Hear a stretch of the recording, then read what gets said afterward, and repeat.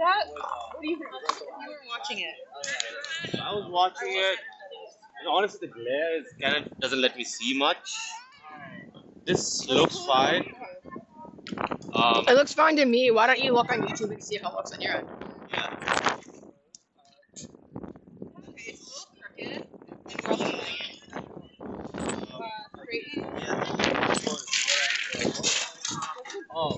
This is. It's lagging? Is that maybe the internet or? Is it straight now? That would be amazing. Thank you. Is it straight now? Oh, thank you. Good luck on the game. This is my first day of freedom, so. I have your money for you after. Good for you. Congratulations on the freedom. I have your money for you after. Thanks.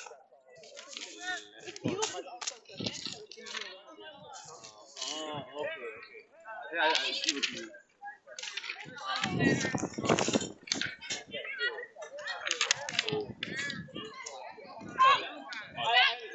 The best is giving. Oh, it's a bit of a delay, eh? Okay. How much is the delay? Oh, that's a lot. Wow. It's a big delay. Oh, really? Okay. So it looks okay now? Yeah, they can't hear you. They can't or they can? Okay. Hello. They can? Oh, a stream without a bit of catnip from the host. Okay, and are you good on Purple One? Posting you working? Oh, it's lagging. Really? I thought I was gonna put the stream on my phone so that I can just like I don't have to look at it. Right? Is it lagging a lot? She said 10 seconds. Right? 10 seconds. Well, that's a delay, right? Yeah. Yeah, no, I was thinking like I just like look at the game on my phone. I'm just chilling here, and then just move this around with this.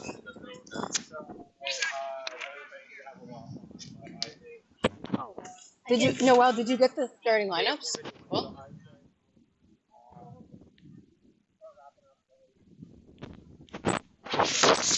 yeah, here. You can take this one. Okay. And maybe put like little stars or something inside who started. I'll put like Okay, okay, that works. Thank It you. looks like you really protect because I will say as goalkeeper it is extremely difficult when you say the player's numbers after they score in case I miss it. Okay. If I don't see a number and you say it, Yep. then like great. I Okay. might do something weird like Okay. this or even just like this Okay. to mean I missed the number. Could you tell me the number? Okay, I'll do my best. I mean, it happens so quickly, it's not Yeah. always possible to notice the numbers, but I'm usually pretty good at it. I'll do and my also best. like for the stream anyway, it should be like people are like, oh, this yes, person, this yes. number. I mean, I'll do my best. It is hard to follow, but I will, I did find that was a little bit hard at QC, but I think I did it pretty well. Yeah, I am pretty good at it. Just it's nice to have someone else.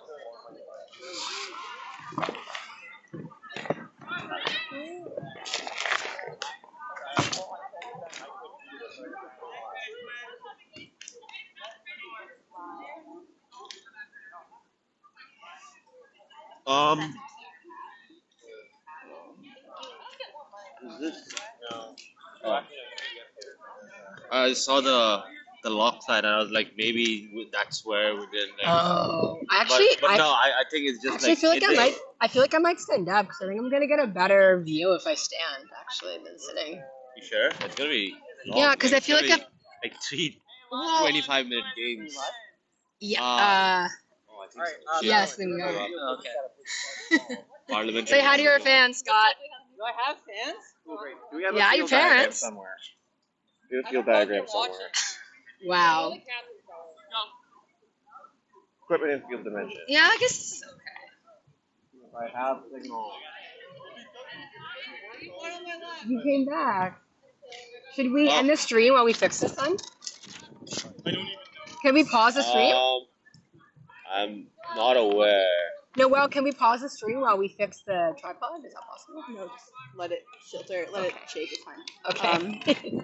Purple. Gwen, not Jackson. I just have a messy hand. Oh, okay. Thank you. Purple as a starters? Great. Thank you. Awesome.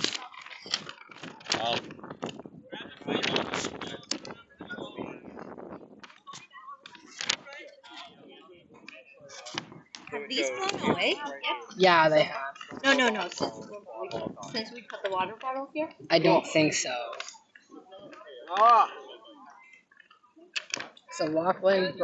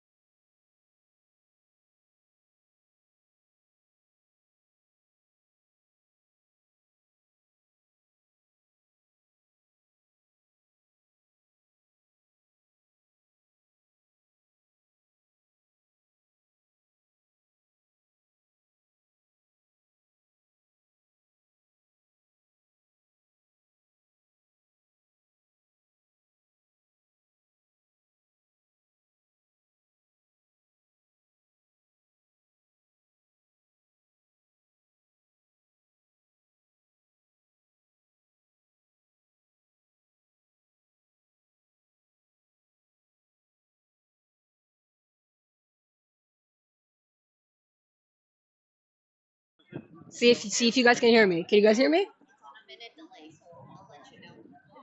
Just Way longer than 10 seconds.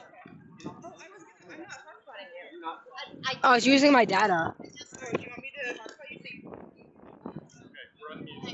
you? Can you heard? Okay, so we're just about Welcome to the MLQ series matchup between Toronto Raiders and Detroit Innovators. It's a lovely sunny day in Toronto at Lamport Stadium. Our game is going to get underway shortly. We're just about a 5-minute delay while we wait for the athletic therapist. My name is Rachel Bishop. I'll be calling the game for you, and we'll be back in just a few minutes. Stay tight. Get some popcorn, grab a couple cold ones, and come back and enjoy a great series.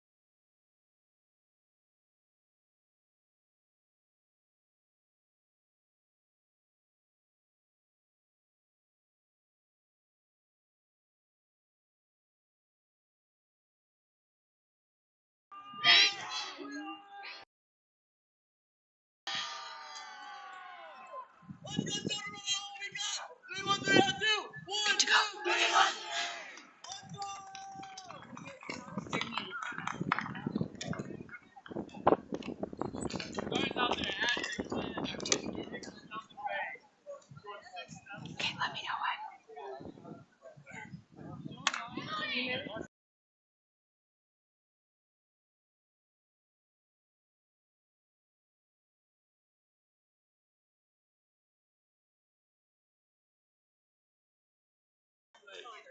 Welcome back to Lamport Stadium. It is a lovely Saturday afternoon here in Toronto's West End.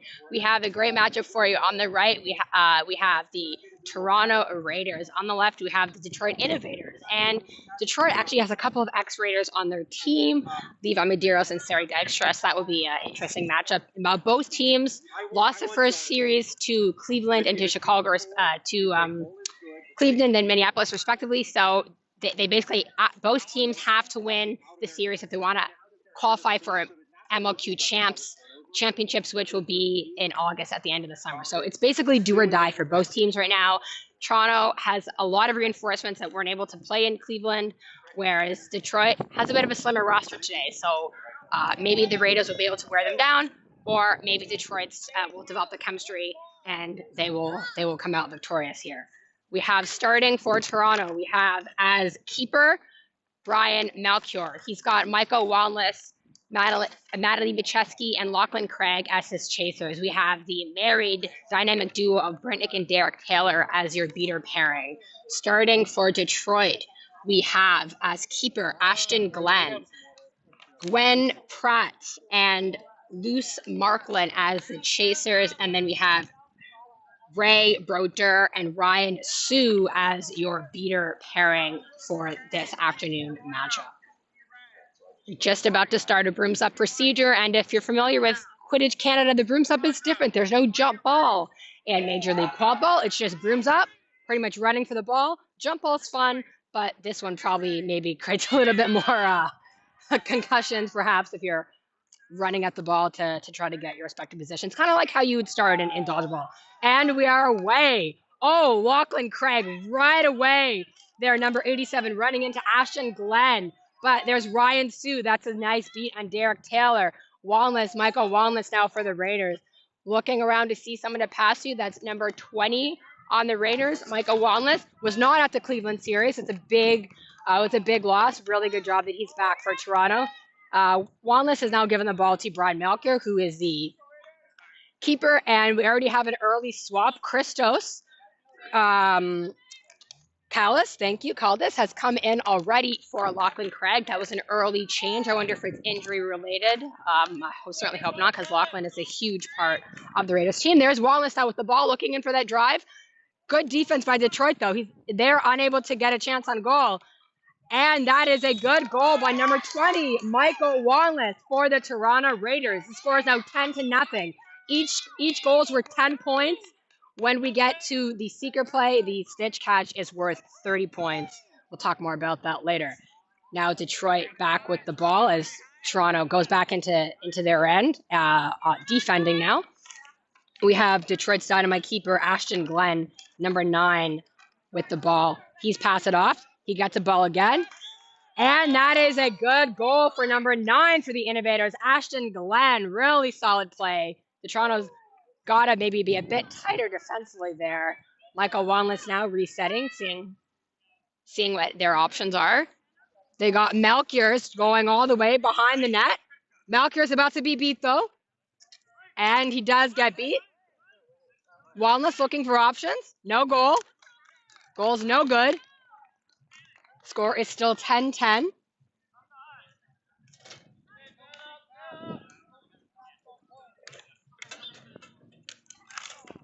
Detroit's coming back with the ball. That is Glenn looking for someone to pass to. Expect to see Glenn to play a lot. He really is a dynamic player for the Innovators. Nice pass. Back to Glenn. Oh, goal's no good. Tried to pass it to Luce Marklin, but Marklin was unable to get that. Got some good beater action. Luce Marklin with the width, but that is no goal. Referee has said no goal there. Still 10-all, I believe. Stoppage in play here. The refs are having a huddle. I think they're deciding if that was a goal or not.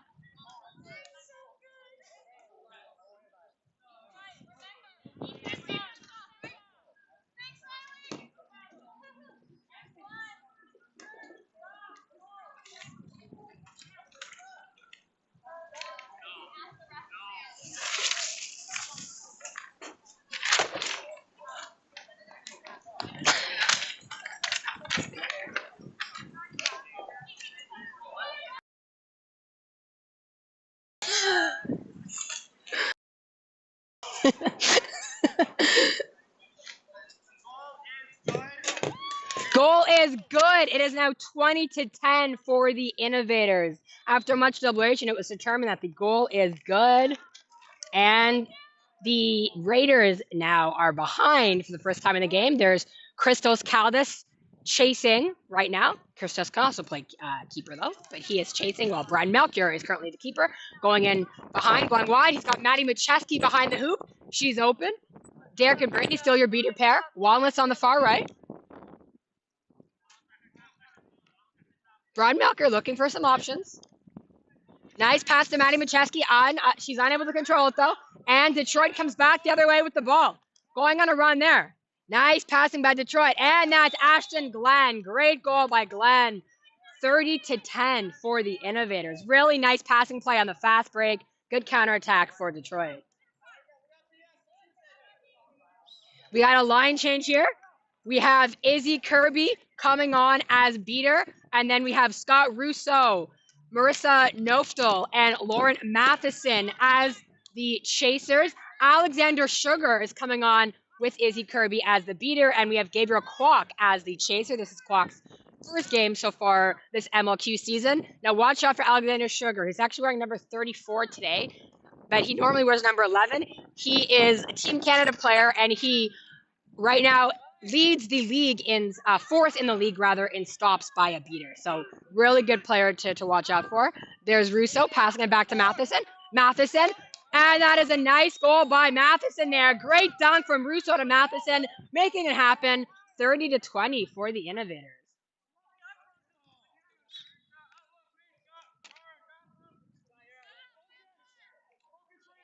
Detroit comes up with the ball. Their second line is on now. So this is their second keeper. Number 77, it looks like. Or number 11, I believe. Robert Butler. Yes, number 11, Robert Butler. Great passing by Butler. And that's number 3 for the Innovators, who scores that one. Not quite sure who that is on my sheet, but we'll figure it out. Number 3. I'm not sure who that is, but number 3 scored the goal.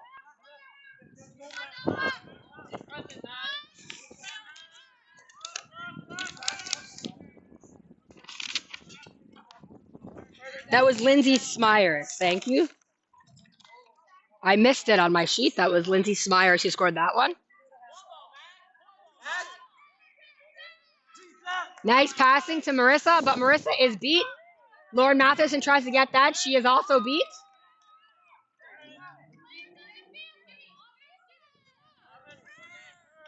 Butler again, looking for some options.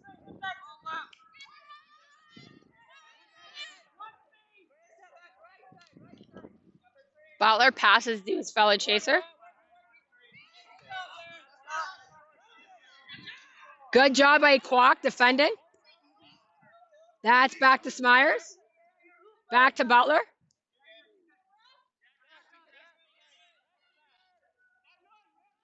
Up behind the net. Number 5.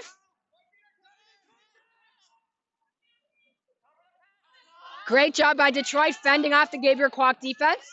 Nice job by Matheson there just to get that ball and freeze it.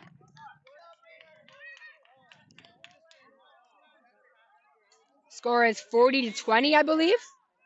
40-20 for the Innovators.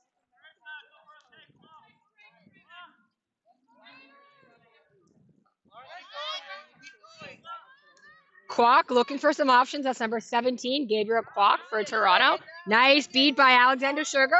Kwok passes it to Russo. Russo tries to shoot. Ball's too high over the middle hoop. Oh, Alexander Sugar gets beat. Oh, and he beats back. Nice job.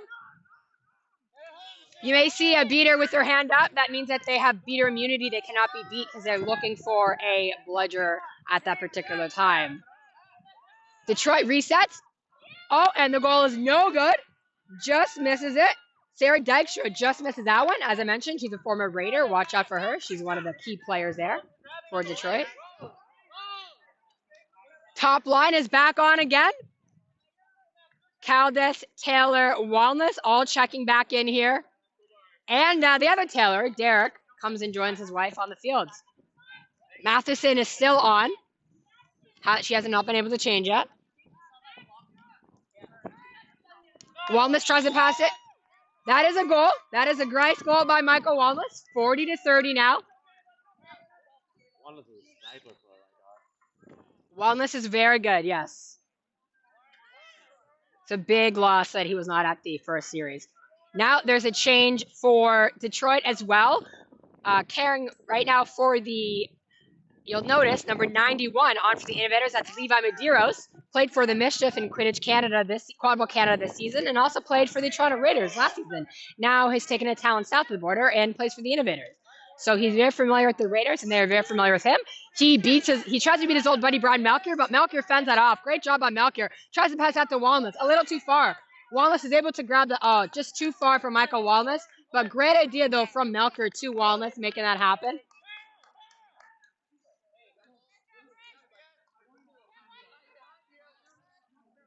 Detroit now with the quaffle there.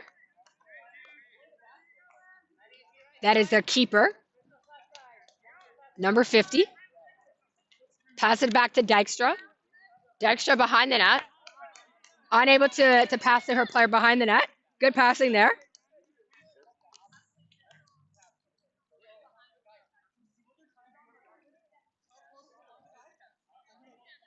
Walnuts now with Toronto carrying the quaffle up. 9 minutes, 10 seconds. We have played 9 minutes and 10 seconds so far. So at the 20-minute mark, that will be the end of the first period. We'll take a 2-minute break, and then the flag runner and the Seekers will come out, and we will resume play with the Seeker in the game. Nice pass to Melchior. Tries to get it, but that is blocked. That is a great block there by Marklet.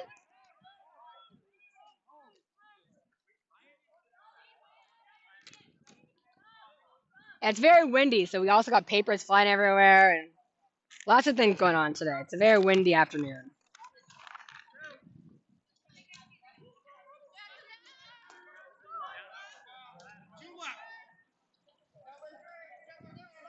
Brady Sowers. Back to Smyers. Back to Sowers. Melchior's doing a great job of defending him, playing that high press there.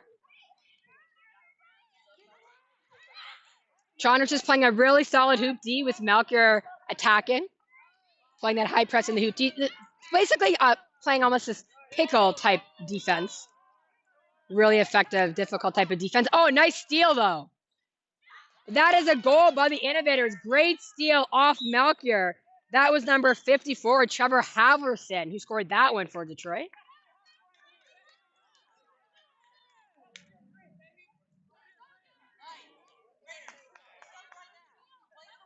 It actually might have been number 55, Jackson Massey, my mistake. He scored that one. Score is now 50-30, I believe. They're actually deliberating to see if that was a good goal or not. The refs are having a little chat.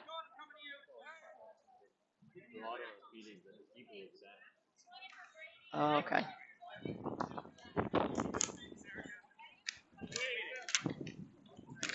I think Melchior is arguing it wasn't a good goal.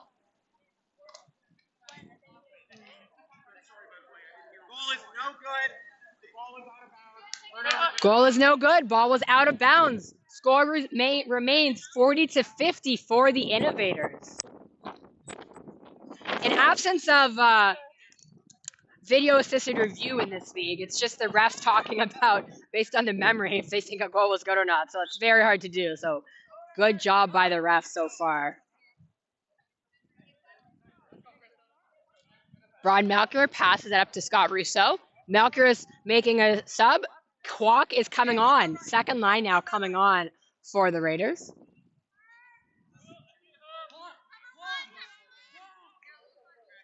Rousseau's yelling a clock offense. Let's see if the Raiders are effectively able to capitalize on this clock offense. Very effective when it works. Passes it back to Wellness behind the net. Scott's now trying to get free. Good job trying to set the pick. Tries to pass it back, but unfortunately no one was there. Macheski was beat, so she had to come back and touch her hoop, middle hoop. If you're beat, you have to go off your broom, touch your middle hoop, back in your end, and you're out of the play, essentially.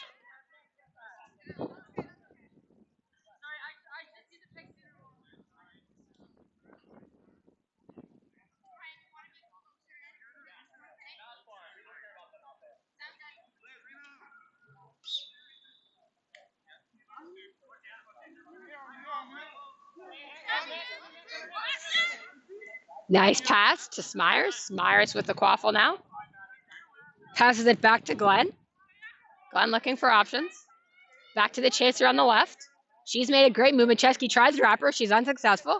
Nice job. Great job by Kwok just to get his arm free and block that defensively. Excellent stop there by Gabriel Kwok. He also missed the first series for the Raiders, which is a big loss for them. They're very happy he's back in the fold. Or that was a block by Maddie. I'm hearing from my cameraman. Thank you, Nassif, cameraman.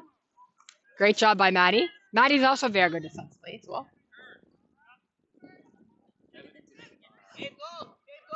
Nice passing back to Scott Russo. Oh, Maddie's beat, so she's unable to get that. And Detroit comes back with the quaffle. There's Glenn going for the shot. Shot is behind. Shot is underneath. No goal. Underneath the hoop.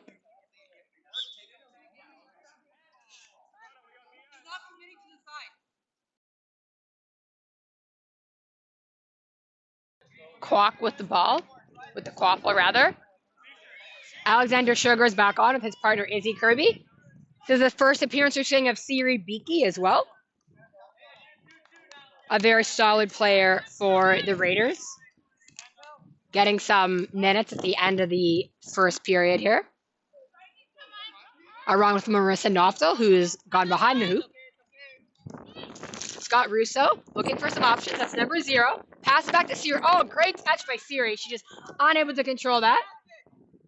Nice job by Kwok. Kwok's looking for options. That is blocked by the Innovators. No goal. And the hoop also falls down.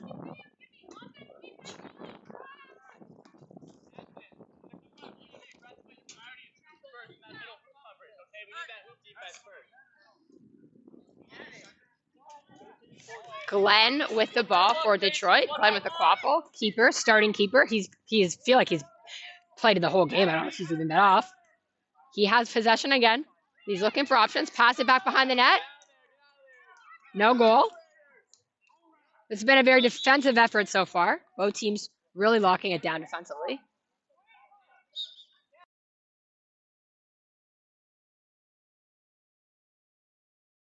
Call it in, though? So I think they might be discussing if that was in or not. It did maybe look in from our end.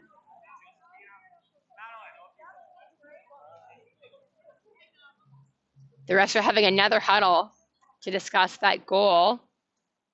If it was actually a good goal or not. I think it might have been. It looked good on our end. But it was not called a goal in this field of play.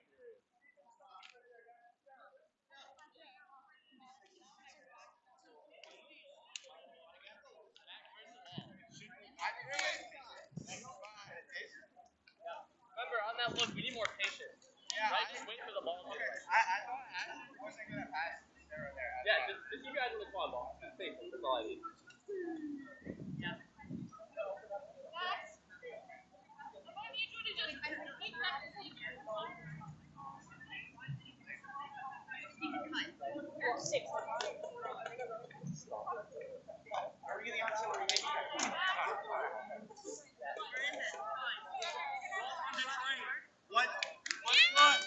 That is a good goal, and we thought it might have been. It looked good on our end, so the score is now 60-30. That was Glenn. That was the goal to Glenn on Detroit, number 9, Ashton Glenn. 50-30? It's 50-30, that's right. That is a goal by the Raiders now. Tie game, 50-50. I actually missed 50-40, sorry. I actually missed who scored that goal. That was Gabriel Kwok who scored that one. Thank you. I'm being told by the scorekeeper, number 17 for Toronto. Score is 50-40. 50-40 for Detroit now. Toronto still very much in this. It's been a very close defensive game so far. Nice passing behind the net for the Innovators, behind the hoop rather. Toronto's being a good job of playing hoop D right now. Covering up all options. Alex Sugar's being very aggressive. That goal is good for Detroit. I believe that was 29. Sarah Dykstra who scored that one. And she blows a kiss to her ex-teammates in Toronto with that goal.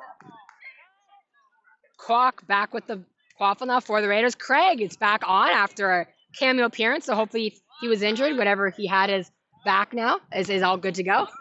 Great block there, though. Just really solid hoop D by Detroit. Craig's looking for his options. That's number 87 for Toronto. Passes it to Melchior.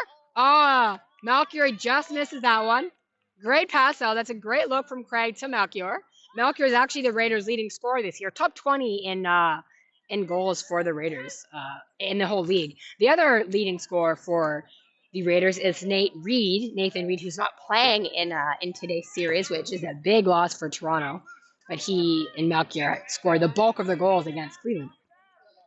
Great blocking there. Oh, and that was a goal. I thought it was a great block, but that is a goal for the Innovators.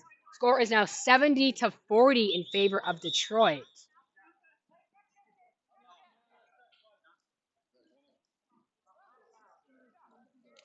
Michael Wanless looked like they had blocked that, but unfortunately too late, and the goal went in anyways.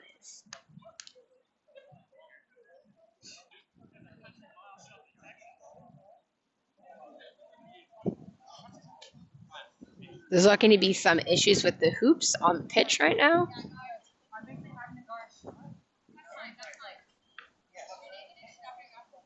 Measuring the distance, I think. Players are remounting. So every time there's a stoppage of play, players have to drop their brooms and stay in the position they were, and then also remount back into the same position. So that's very important. Sometimes you also have to take your headband off, or if there's an injury. 4 minutes left in the period. 4 minutes left in the first period, just in the quaffle play. That's Brian Melchior now with the quaffle. Melchior is now wearing the keeper headband, or he always was, I guess. Passes it back to Wanless. Michael Wanless looking for some options. Goes for the long ball. That is an unsuccessful attempt, though, and Detroit is able to recover the ball back the other way.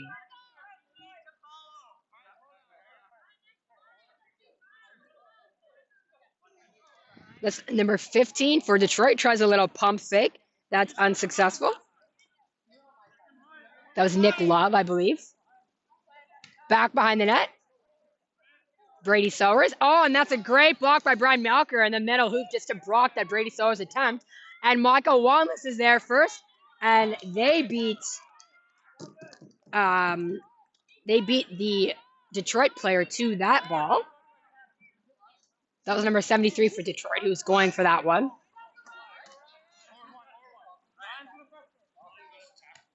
Wanless passes it back to Melchior. Melchior's got Lord Matheson behind one hoop. Wanless is going wide behind the other hoop. Passes it to Lachlan Craig, looking for his options. Back to Brian. Will Lachlan pass it back to Brian? Panda. Toronto Raiders now trying a play called the Panda. Unsuccessful. Melchior tries to get it to Wanless behind the net. Just a little too far. Great ball movement, though. Looking really good there with that top line back on now. It's Robert Butler now leading the charge for Detroit.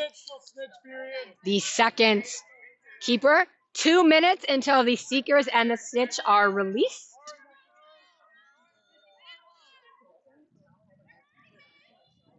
Two minutes until the end, then there'll be a break, and then they'll be released.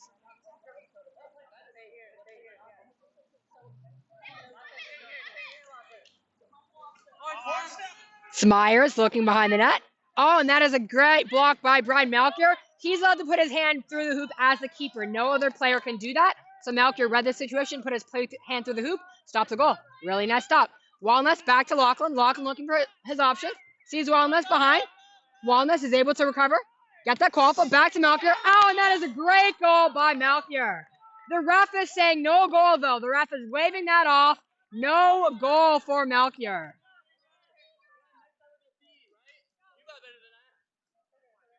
I'm not sure why the ref waved that off, but that was no goal on that play. Toronto is not happy with that call. There's Butler now with the quaffle. Passes it back to Smyers. Back to Butler. They've had some good chemistry going, these two. Back to Smyers. Smyers looking for their options. Oh, and that is another solid block by Brian Melchior. He has been on all ends of the pitch tonight. Walnuts going for the late break. 30 seconds here before the end of this period. Walnuts goes for the run. And that is a goal by Michael Wallace to get the Raiders within snitch catch range now, 70-50 at the end of this first period for Detroit.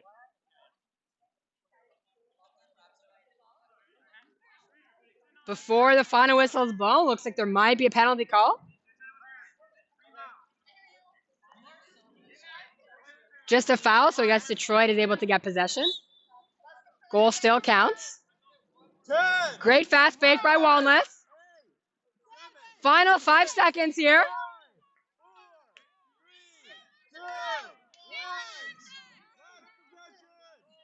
Final possession of this first period of play. Great job by Kwok, just trying to defend Butler. Butler looks for his options. Kwok is on them.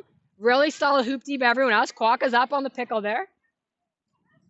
Nice job by Kwok. Back behind the net. And that is a goal by Detroit with the final possession as the first period comes to an end. The score is 80-50 in favor of the Innovators. And we will go to a 2-minute break before the snitch is released and the Seekers enter the game.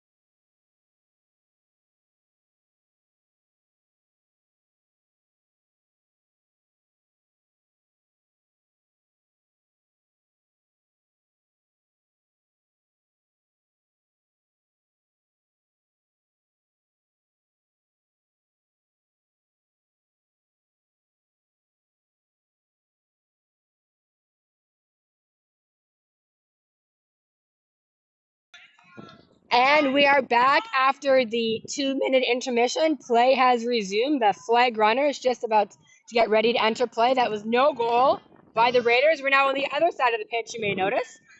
And the flag runner has been released, as have the snitches for Seeker, rather.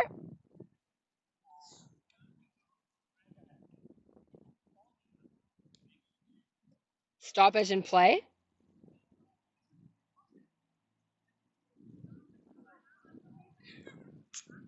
Not exactly sure what the call is.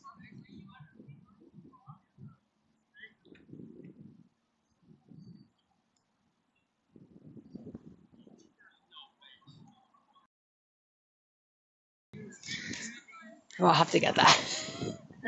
We'll have to get that.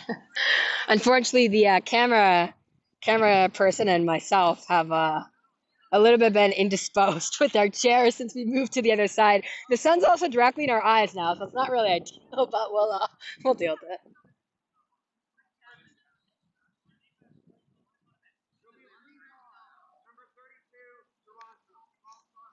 Blue card for Caldas, the seeker for Toronto, a false start. So he gets a blue card, which means that he is, I believe that's a 30-second penalty, if I'm not mistaken. So Toronto will not have a seeker for the first half minute of this seeker period.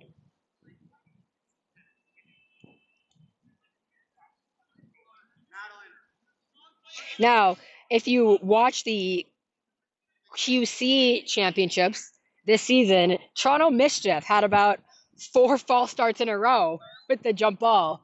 So a Toronto team having false starts is not totally unheard of. Christos is part of this. Christos was one of the guys who got that false start. That is correct. That was Christos Caldas, number 32 for the Raiders. Also a Team Canada player going to Belgium in about 2 weeks' time as a seeker specifically. So good for him to get the extra reps. Brittany Taylor is beat by Ryan Sue. And the flag runner is released. We have for the flag runner Frank Alcini, who used to play U.S. Quadball for the Detroit Demons. And we have the seeker for the Detroit team. That was another goal for the Innovators. We have the seeker for Detroit as Jackson Massey. And Christos will be able to join Massey in a second. But right now it's a one-on-one battle between Frank and Jackson for that the flag there. That is attached to his shorts, you will notice, the flag runner. Kind of like flag football. And Christos is now back in the field of play, but he was beat by Sue on the Innovators. Detroit comes back and gets a goal the other way. We got a great seeker battle going on, though, with the seeker and the flag runner.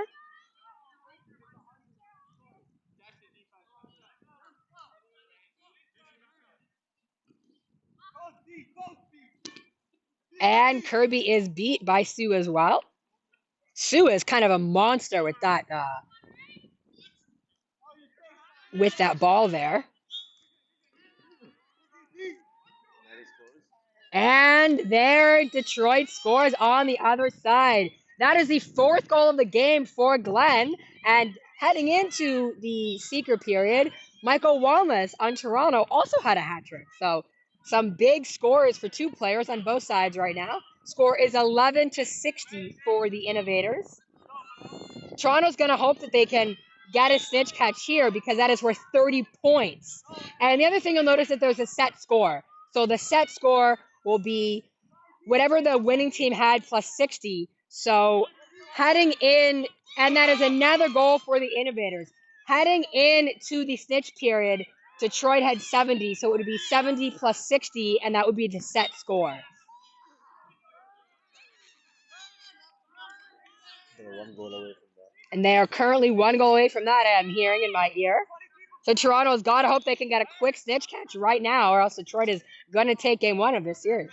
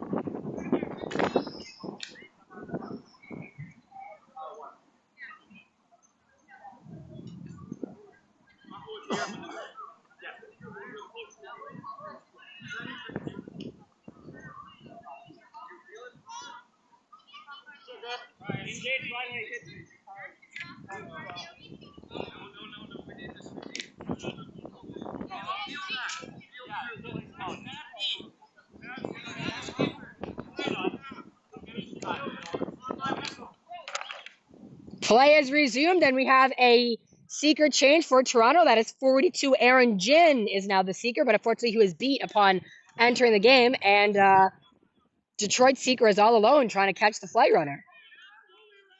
Detroit is 1 goal away, remember, from the set score, from winning this first series. That's number 15 for Detroit. Passes it to Ashton Glenn. Glenn's going for the route. Oh, and that is a great tackle by Malkier to take down Glenn and to stop Detroit from winning this first game. Excellent job by Malkier.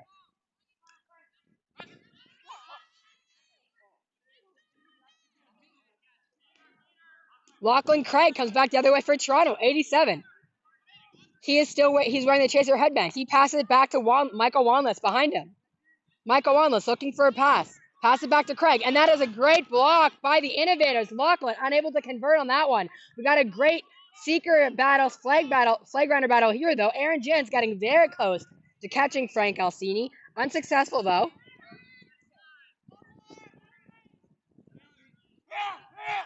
Aaron Jin was beat by Levi Medeiros for Detroit, number 91.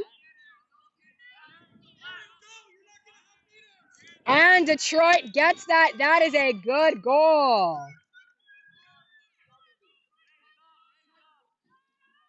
And I believe Detroit is not quite there yet, but Detroit is close to winning this game. That was a great pass by Glenn, and Detroit was able to score that one. Another assist by Glenn. He's all over the score pitch tonight. Goals and assists all over the place. Wallace looking for that. He's got Lord Matheson. Laughlin's resetting the other way. Oh no, what a block, but the goal was good anyways. Nice job by Wallace. There's Glenn. Back to 15. No goal there by Nick Love. No goal. And the flag runner has been caught, I'm hearing as well. We're just seeing to see if the catch is good.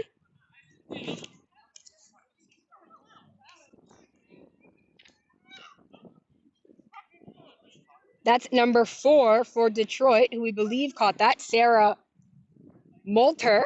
Just waiting to see if the catch was good by Moulter.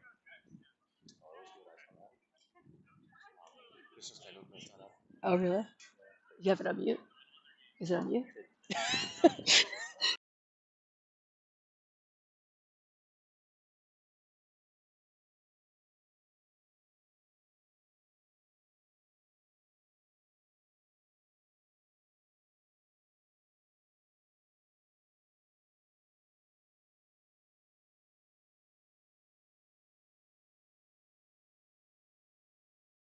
Is good, and Detroit takes this first game.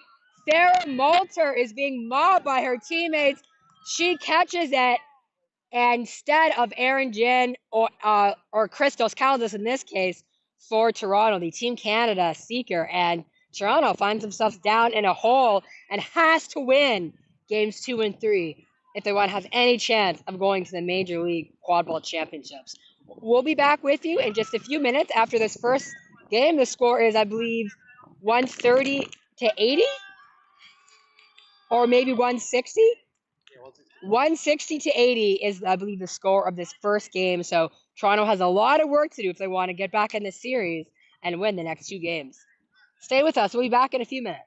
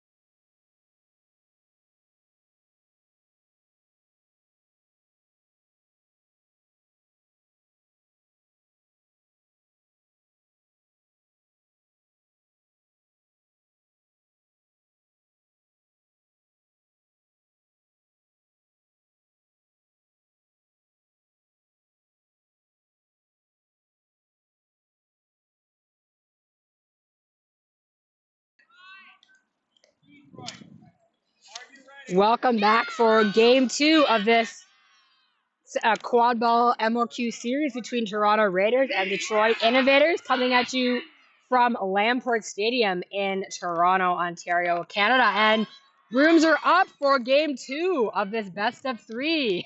Right away, Lachlan Craig bowls over the Innovators. He tries to get the volleyball there. But that is Ashton Glenn coming back with the quad ball for the Innovators. Passes it back to one of his wingers. She's looking back for Glenn. Can't make out who that is right now. Back to Glenn. No goal. Great defense by the Raiders there. And that is a great wrap from Craig on Glenn. Oh, that was Brian Melker. My mistake. Excellent wrap by Brian Melker. Nice clean tackle. We're back to starting lineups as well. So we have Brian Melchior with Locke as the keeper, with Lachlan Craig, Michael Wanless, and Maddie Macheski. And on beater, we have Brittany Taylor and Derek Taylor.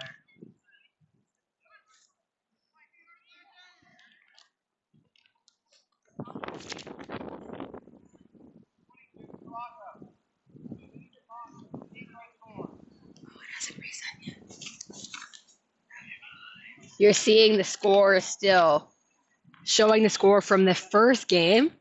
Hopefully it will reset soon. Right now the score is 0-0 with this game. So you haven't missed anything yet.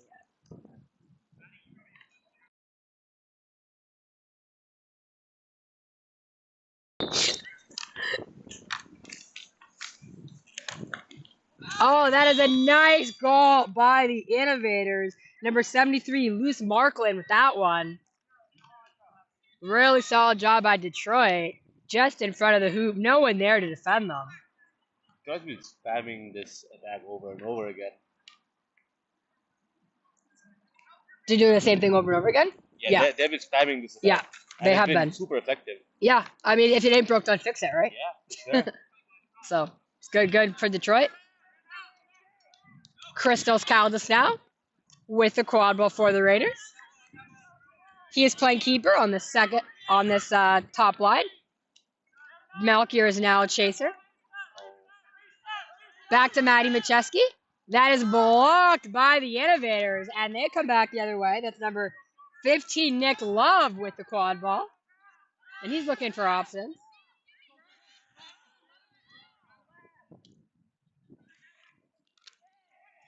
Trying to tap Ashton Glenn, but unsuccessful. And that is a nice goal. Basically the same play from Glenn to Macklin. Macklin is standing right there all day in front of that small hoop, small right hoop. No Raiders player is really defending them.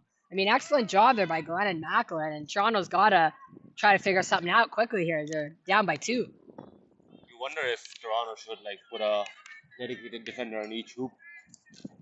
Yeah, maybe switch up the D. Maybe try a hoop D and just kind of lock them down. I mean, the problem is with the line changes, it's hard to do. But yeah, maybe Coach Sinan Kader might want to look at shortening up the bench then at some point.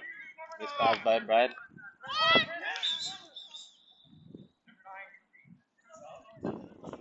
think it's done.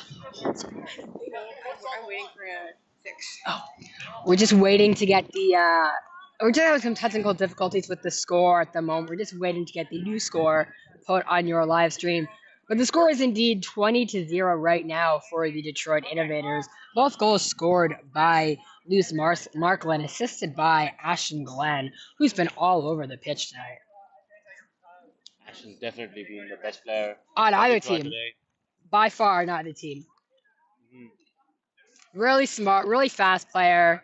Really, doesn't look like he'd be very strong, but also is very strong. Sneaky strong on his feet. And very speedy. Too. Yes, very speedy. Oh my god, okay.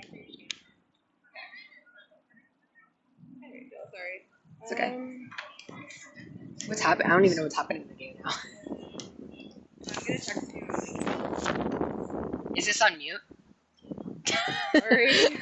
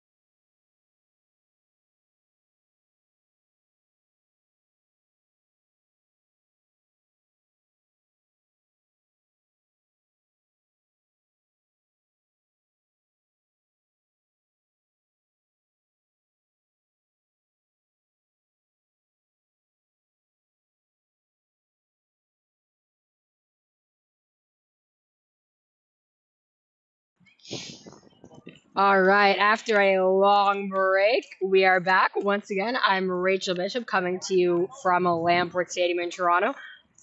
We have removed the scoreboard because we had some technical difficulties trying to get it up. So we'll just tell you verbally what's happening in the game as best as we can. There's also online, if you go on Quadball 1 website, it will also tell you the score online. And I can also tell you who scored based on this as well. And play has resumed. That was a nice swat by Brian Malker. Still beat. No goal there by Detroit. Good job by McChesky to get that quad ball and not let Detroit get it. Christos now back to Wanless. That's number 20 for the Raiders. Wanless wearing the white chaser headband.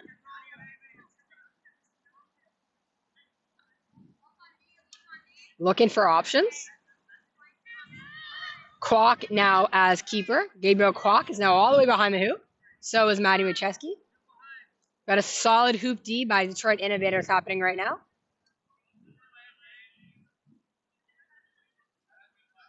Wanless with the quad ball. And no goal, no good. That is blocked by Detroit. They come back the other way. That is once again Ashton Glenn passes it back. That is a nice goal by the Innovators. Great job by Glenn. Another goal. Pass. I'm not sure who scored that one, but that was a really nice pass by Glenn. Detroit's really dangerous on the break. Detroit is very dangerous on the fast break. Detroit is very dangerous on the fast break. And once again, we saw that from Ashton Glenn, whether he's getting assists or getting goals and making things happen all over the pitch. And the score is now 30-0 for the Innovators. They've really, this break has not seemed to hurt Detroit at all. I said I thought it might, in the little break, I said I thought it might hurt Detroit, but it's actually not hurt them at all. They're right back where they picked up, where they left off, rather. Nice passing from Kwok. Back to Rousseau. Oh, and that is a big block there. I believe that was Butler who blocked that one. That chance by Rousseau. Anticipated it perfectly. Yeah, Rousseau did telegraph that. That's Robert Butler now wearing the keeper headband, number 11 for the Innovators. Back to, I believe that might be number 4, actually, the Sarah Moulter, the flag catch in the first game. No goal. Oh, Kwok tries to get on Moulter. Nice tackle there. Kwok doesn't look like he'd be, physical prowess, but he's actually a very tactical player, very good tackler. Very smart player as well. He's got the quad ball now. Great game IQ from Kwok. Yes, very smart player. That's Noftel, Marissa Noftel. Back to Kwok. Back to Rousseau. Nice passing to Rousseau. Nice passing to Marissa. That was Lauren Matheson. My mistake. And Butler's just able to corral that one.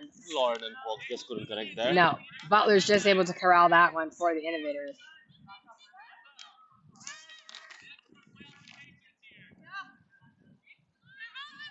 We've also switched sides as well for game 2.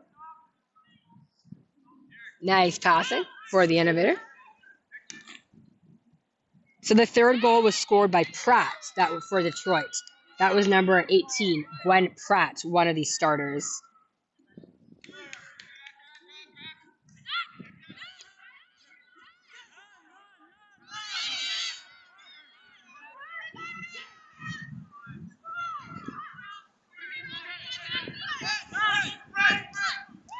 And that gets Toronto on the board by Rousseau. Nice goal there by Scott Rousseau. Score is now 30-10 for Detroit. Rousseau was patient there. He waited for his defender to jump to block. Yes. And right after he jumped, just tapped. Very patient by Scott.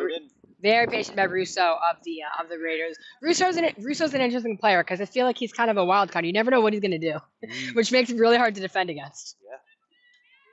Yeah. Sure. Great block there by Kwok again, making his presence known. The problem with being unpredictable is Sometimes your teammates also don't know what to expect, what you're trying to do.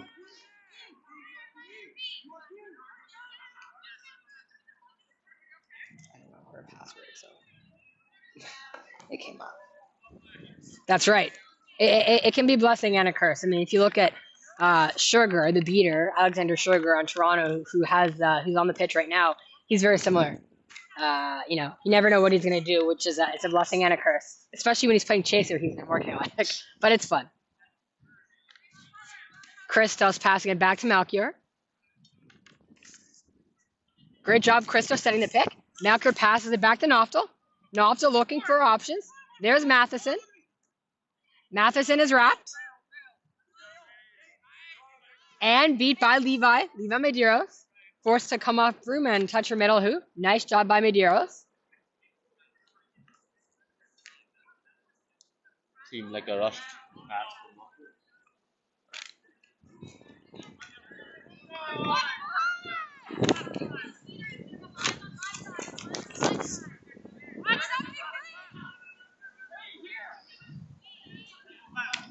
Nice pass. No goal. Refs are saying no goal for Detroit. Score is still 30-10. I'm not very sure how that was not a goal. I think it might have been beat before. I think maybe the call was beat before, and that's why they're saying no goal, because it did go through the hoop, but I think that's probably the call. We don't have video reviews, so we can't tell, but I'm guessing that's what the call was. So if you're beat by the dodgeball before you score, the goal does not count.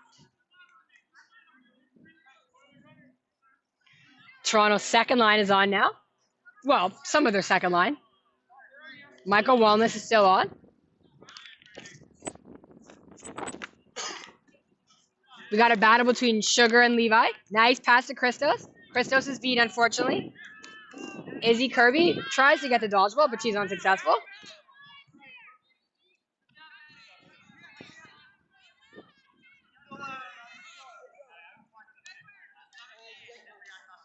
Detroit with quad ball control. Detroit also has dodgeball control, which means, or BS as we call it, which means that they have 2 to Toronto's 1.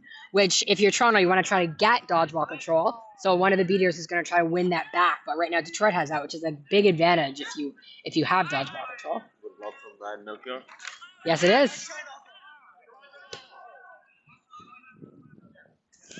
Quad ball is out of bounds. We reset. 10 minutes left to play in this first period.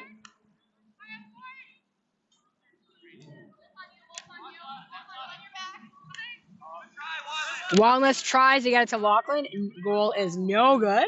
That was Lachlan Craig, number 87, behind the net, who tried to get the pass from number 20, Michael Wellness on Toronto. He just hit the hoop. Just hit the hoop. Nice long ball by Wellness. Wellness has been successful with those long balls. They had a couple of those in the earlier game. Wallen's arm is not just strong, it's very accurate. Yes, it is. Also a very good tackler.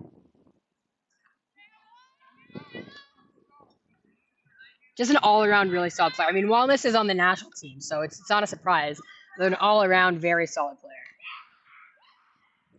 That's a nice block from Wellness yet again.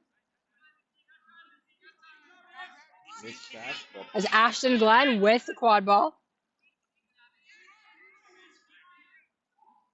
No goal. Score is still 30-10. Toronto's very much in this. Detroit's done a very good job defensively of not letting the Raiders get any chances, but the Raiders are still very much in this game. The problem is that head coach Son Cater is only really playing 2 lines, and he's relying on these 2 lines to score other offense. And in the first game, the first series we saw against Cleveland, it was pretty much Brian Melchior getting a lot of those goals. Today, Wellness has scored a lot, but you know the third line hasn't played much, and you hope you have the depth to rely on where you can play them and not have to rely on your top 5. Glenn takes down Wellness. That was a big tackle from Glenn on Wellness. It looks like it might be a card. Yes. It is.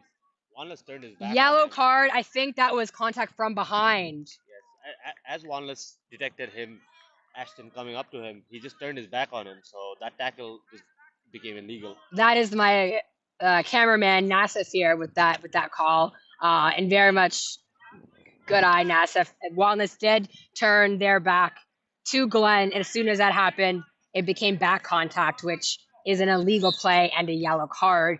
3 yellows in Major League Quadball equals a red, and you're ejected from the game. But instead, Glenn will have to sit in the penalty box for a minute, I believe. And that is a goal by the Raiders. Greg Powers through the mismatch. Great job by Craig. Nice to get him on the board. He's had a lot of looks, but not a lot of success. Scores now 30-20 in favor of Detroit. And this is what Toronto runs, right? Toronto's got the advantage with Glenn taking that time for the penalty. 1-score game. Glenn is still on the field. It just was given a yellow card. So not every card means you have to sit in the penalty box.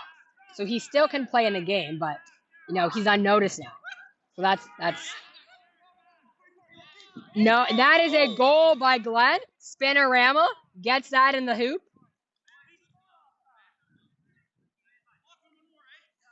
Score is now 40-20 for the Innovators. Another goal by Glenn. That's his second in the game, and he's got 1 assist as well. Refs are having another huddle here. I believe they're determining if that was a good goal or not.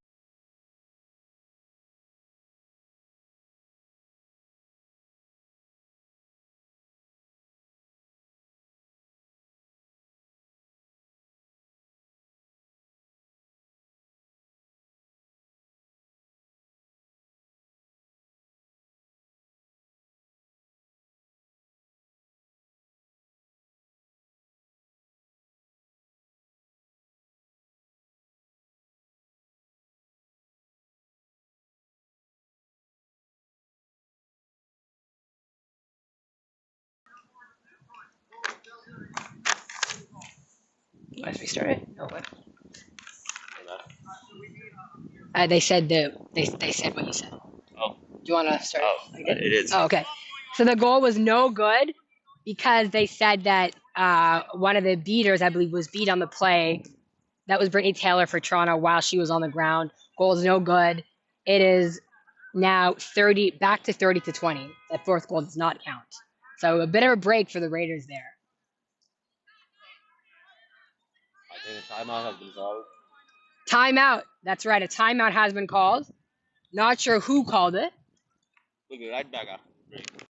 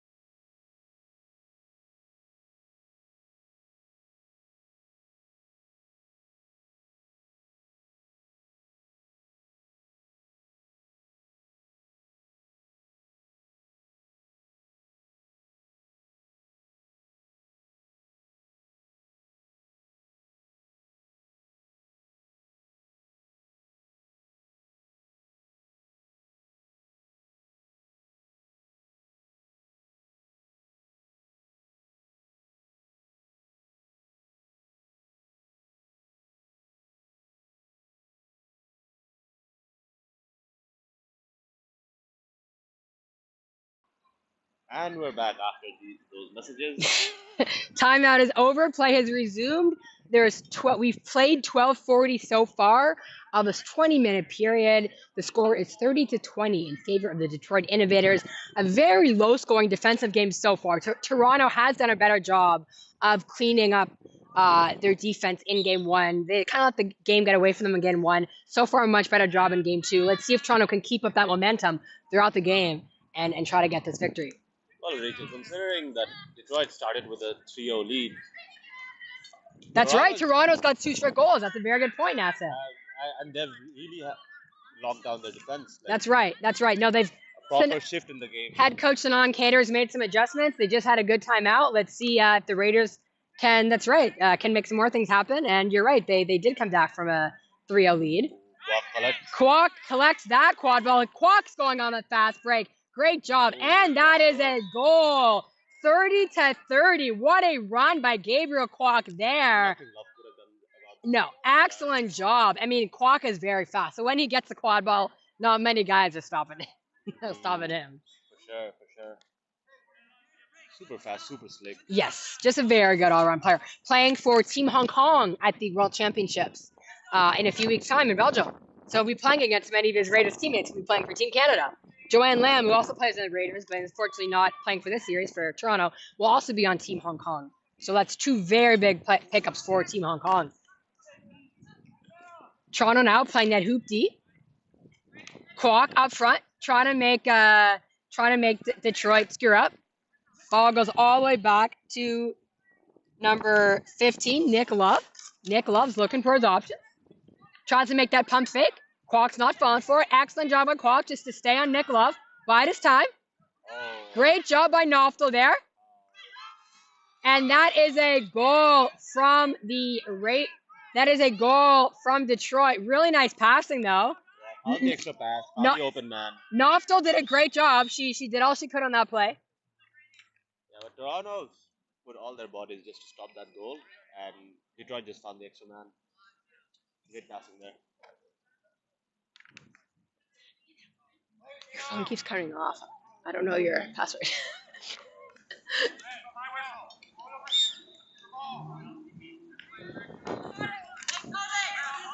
They just scored, but I don't know who scored.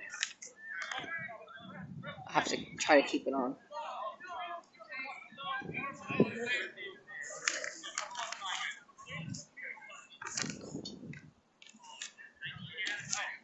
Christos called this now with the quad ball. Passing it back to Kwok. Kwok back to Caldas. Caldas has smacked it down as he's beat. Really smart play by Caldas. Back to Noftel, but she's beat behind the net.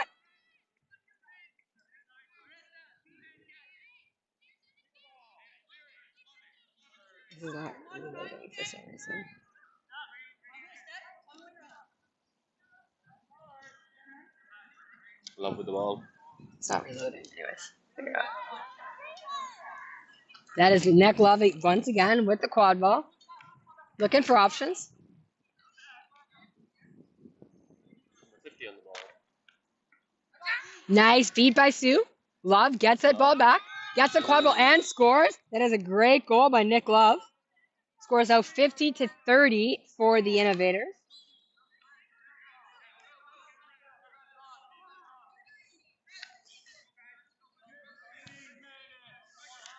Five minutes left in this first half.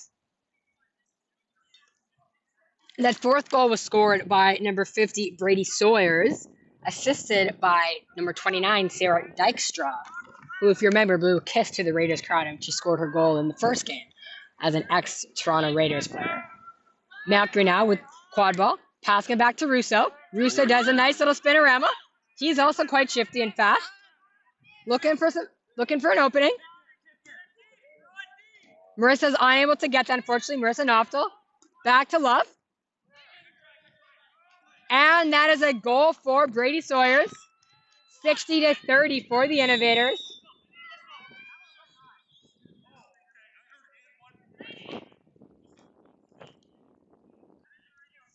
This is Toronto are clawing their way back. Detroit has widened the lead again. That's right. Detroit's now scored 3 great after the Raiders did a great job of getting their way back and clawing their way back into the game and scoring 3 straight. Scores again 60-30, but still in flag catch range for the Raiders. The flag catches were 35, so the Raiders could still go, being down by 30 if the Raiders do catch the flag runner in the seeker period, they still will win this game. They just want to make sure that lead does not exceed probably 30 or 35 at this point. At the end of the day, you don't really want to leave it all to your seekers. You don't. I mean, Aaron Jin and Christos are both very capable, but this flag runner, is proven to be a formidable opponent. And Toronto did kind of fall apart in the first secret period in the first game. So no, you're absolutely right. You don't want to leave it to that. If possible, you want to try to get a lead, so it's not coming down to that, because that's a lot of pressure to put on your seekers.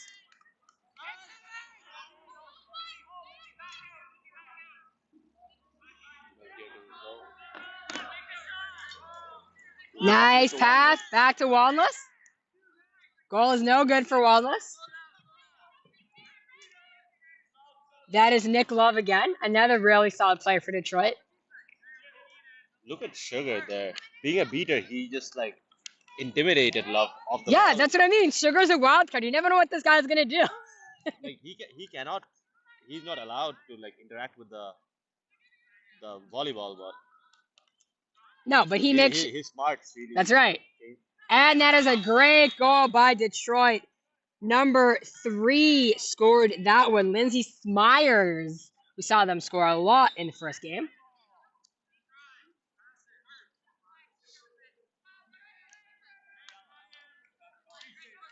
The game seems to be slowly slipping out of Toronto. Slowly slipping out. They're trying to reset here. Top line is back on for the most part, with the exception of the beater pair, which is Alexander Sugar and Izzy Kirby, the second beater pair for the Raiders.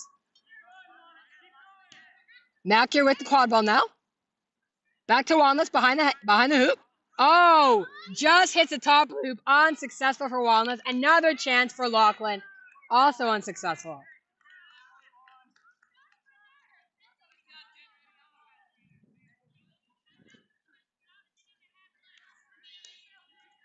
Toronto is really running out of time to try to make something happen here with less than 5 minutes left in this first period.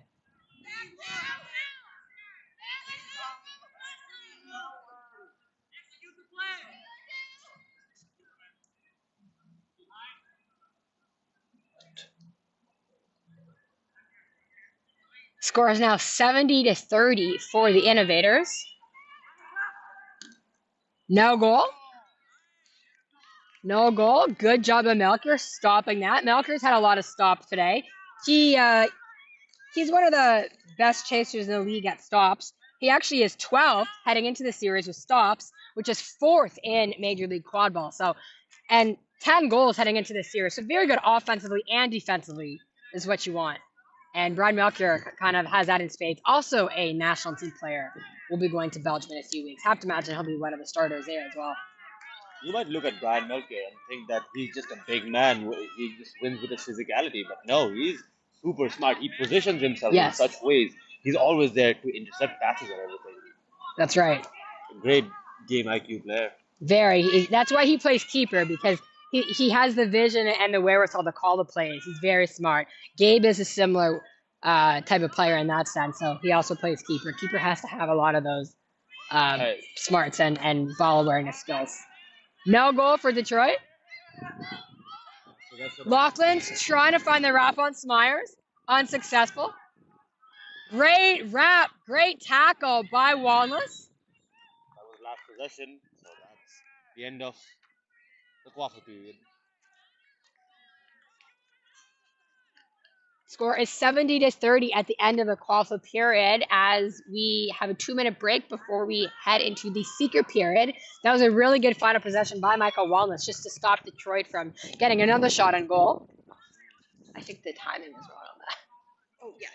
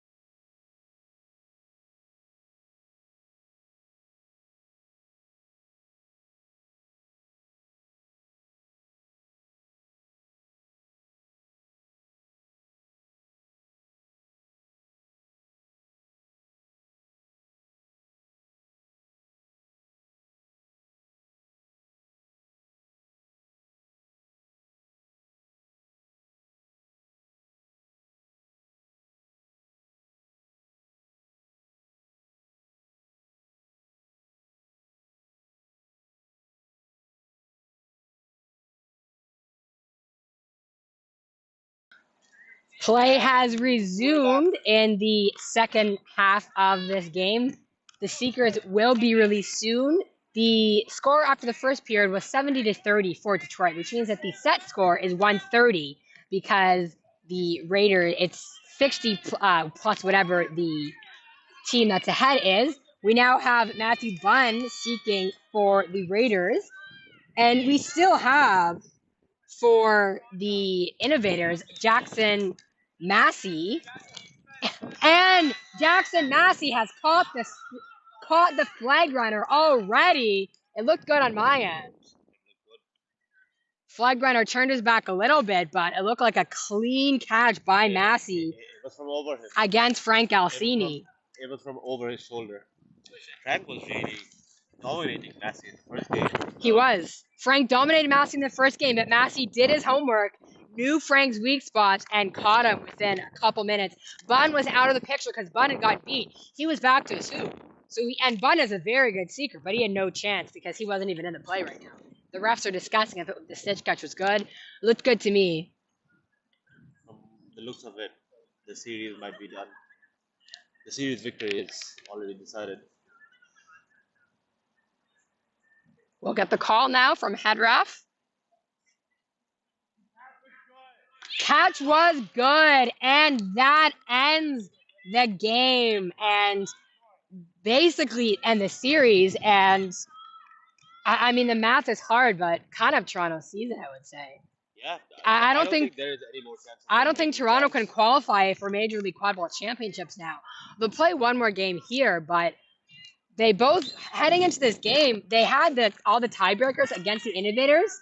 But Detroit now with the two games against Toronto means that this series is pretty much over. The play is still resuming. Game is not automatically over because there still is that set score, and Detroit hasn't gotten to that yet.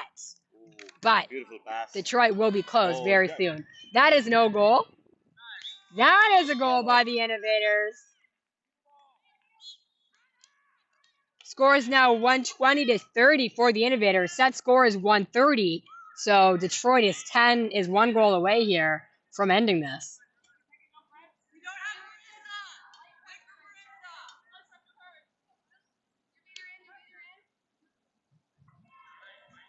Matthew Bunn, after seeking, has come back in as a beater, paired with Brittany Taylor. No goal there for the Raiders. Lachlan Craig has to go back to his hoop as he was beat on that play. Toronto kind of needs a break right now. Yes. Yes. But there's Glenn with that. No goal. Hits the post. But Detroit comes back on the other side. That is also no goal. That misses the net. Toronto lucky with those two plays.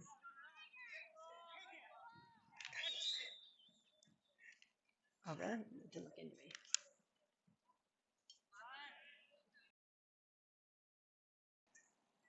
I think the refs are deliberating if that was a good goal or not.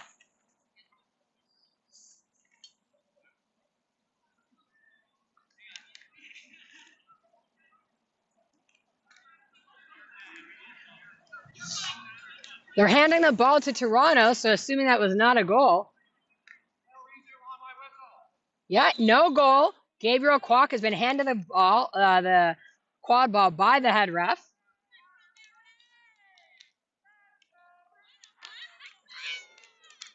Aaron Jin on the passes that back to Aaron Jin. We haven't seen him at all this game. Nice to see Aaron Jin get some minutes as chaser. He was seeking in game number 1. Fireworks just went off. That's the loud noise you might have heard. Back to Marissa behind the net. Number 18, Noftel. That is a good goal by the ref is saying no goal. No goal there by Noftel. One of the ARs did signal goal. One of the ARs did, but the HR said no goal. They're going to have a discussion there with the goal ref to determine whether that was good or not. It looked good from here. It looked good for me. It looked good from here as well.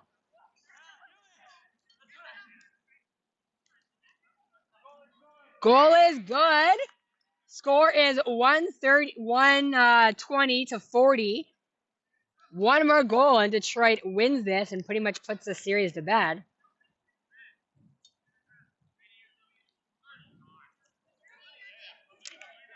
Not much time left in this game either. So, a chance for a Toronto comeback is slimmer than it might seem.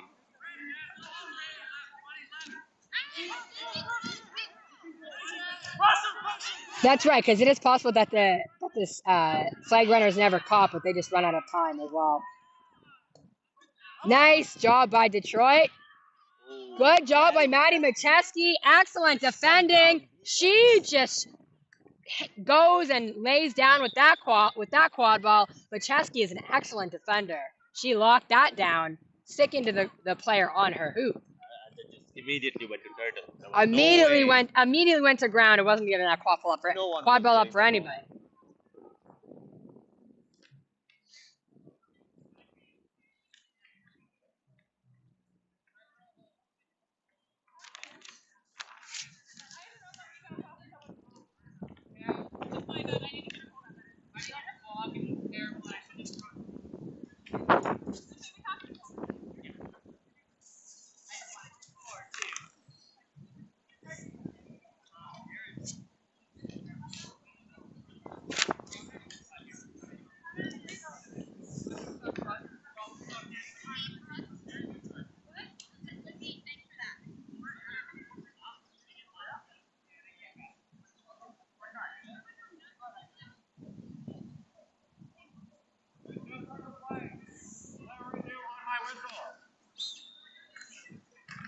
Play has resumed. Melchior now with the quad ball for the Raiders.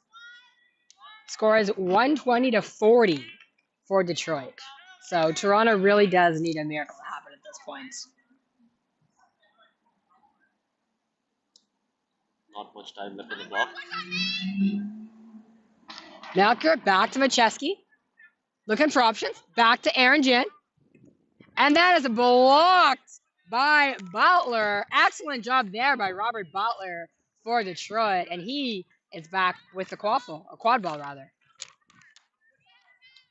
Aaron Jin has had immediate effect as soon as he came on. Yes. He ran with the ball when Knoffel scored. And he's fast and tall, which helps a lot.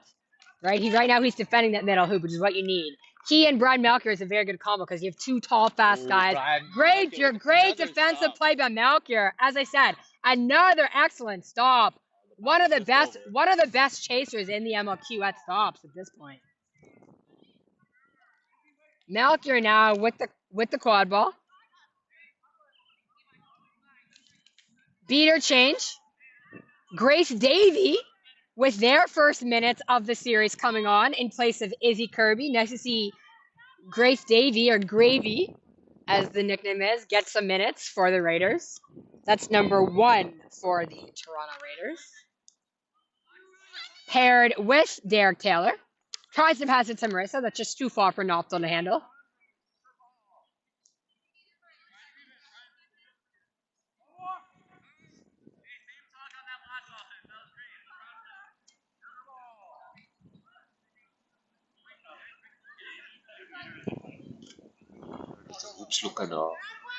Yeah, kind of. Butler again with Detroit. Second line keeper here, playing a lot in this seeker period, which is now back to chaser period. Back to Butler.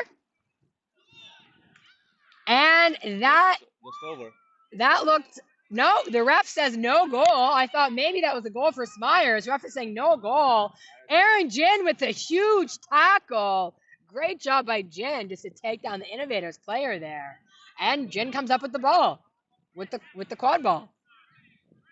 Melchior now with the keeper looking to reset. No actual reset. There's no resets allowed in Major League Quadball, but he's just starting. He's just breaking out again. It's got Matheson on his left, Wildness on his right. Lachlan behind Wildness. And Detroit also has dodgeball superiority, as I mentioned. Nice passing from Lachlan. Back to Wanless. That is a goal from Michael Wanless behind the net. Great little play there from Lachlan to Wanless. Scores now 120-60, I believe. So Raiders have cut the score in half, but I think it's, a long road back. Too little, too late at this point. That early flag runner catch really, I think, hurt Toronto, and made it a tough road to climb back from. Toronto has finally found their mojo, but I think It's too late. Yeah, it's as just you too said, little, too late at this point. Little, too little. Smyers misses that one over the net. I mean, Toronto's really playing well defensively and locked it down, but it really, that 35 points, it really did hurt them. And this But is you have to take into account that this is a first or surprise. second lines. And this is a surprise because Aaron Ginn caught the flag runner twice against Cleveland. One time was no good, but Aaron Ginn is a very successful seeker. So, but Aaron Ginn, I don't think we haven't seen him seek much. We've seen Christos and we've seen Matthew Bunn. Unfortunately, both those Bunn was beat and Christos just unlucky with his play. And that is a huge block by Butler for the Innovators. He goes back the other way, and this is the game right there. No goal again, and that is a goal on the rebound, and that is the game. I must say, Toronto did very good to hold them off for this long. Detroit just needed one goal from a very long time ago. Yes. Toronto really did. Toronto did lock it down and did keep Detroit from getting that one goal that they needed, but it really was too little, too late for the Raiders. The final score is 130-60 and 135. That's right, because the catch was worth 35. And unfortunately, at this point, it looks like Detroit might be heading to MLQ champs in place of the Raiders. Normally, the Raiders are locked to go every year, but with that surprising sweep against Cleveland, a team that Toronto had never lost to, and then losing against Detroit, and then the next series is a super series. It's against Minneapolis and Chicago, the two best teams in the North Division. It's a tough hill to climb for Toronto. I agree with you there, Rachel. But let's see after this series has been decided what happens in the rubber match. Let's see if Toronto can at least win the third game and get some positive momentum going forward for the rest of the season.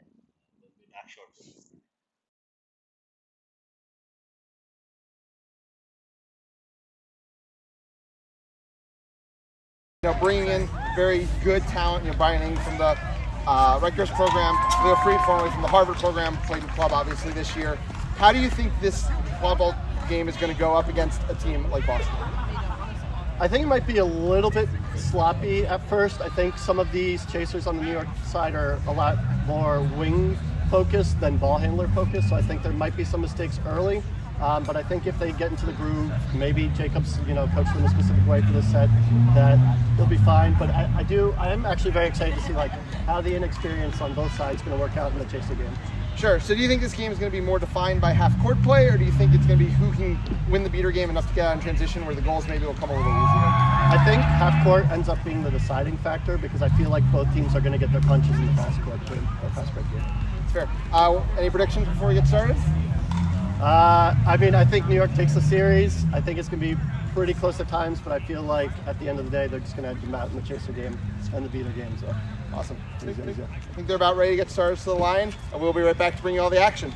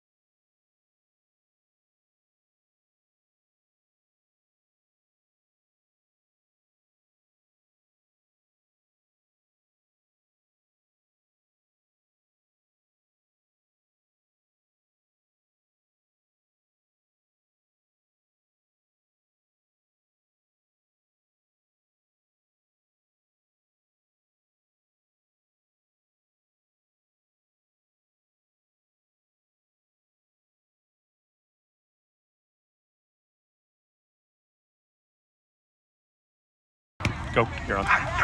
And we are back. Starting lineups about to get on the field here for both teams.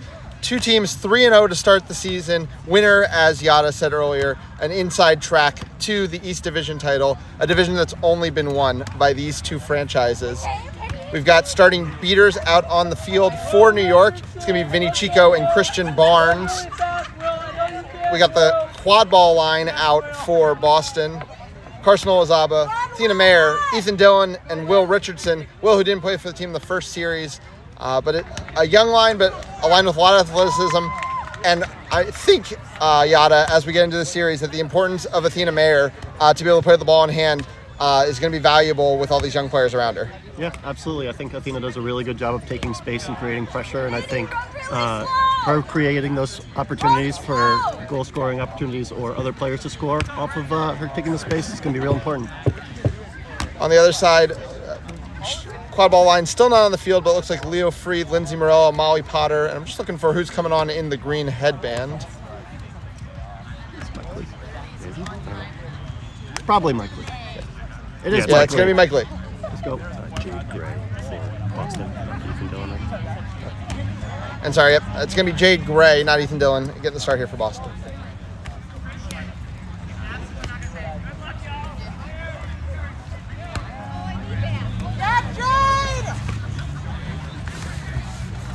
Do you think New York has Mike Lee as more of the ball handler in this set, or is it going to be Lindsay more? I think it might be, like a faux ball handler, no real primary. I don't think this line's looking to run through a single person, driving and dishing in the way maybe we saw more from New York last season. I think against Washington, we saw definitely Mike Lee playing a little bit more primary, but yeah, it's going to be interesting to see. And I think it's going to kind of come down to, what Boston's able to force and how they kind of play their defensive matchups, maybe what sets they're looking. Obviously, if they're sitting in more of a hoop zone, it doesn't really matter who the primary ball carrier is going to be. Fook Gunner and Aaron McCready going to be doing the run-up for Boston. Sorry, fans. That's Harry Greenhouse.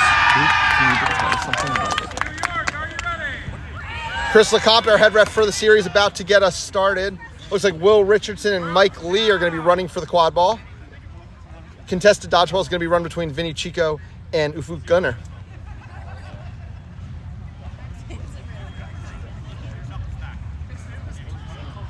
Alex Amadal just adjusting the New York players right now.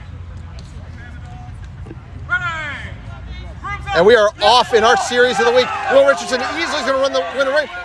Lindsay Morello almost stole that one off, but in the end it's going to fall into the hands of Athena Mayer.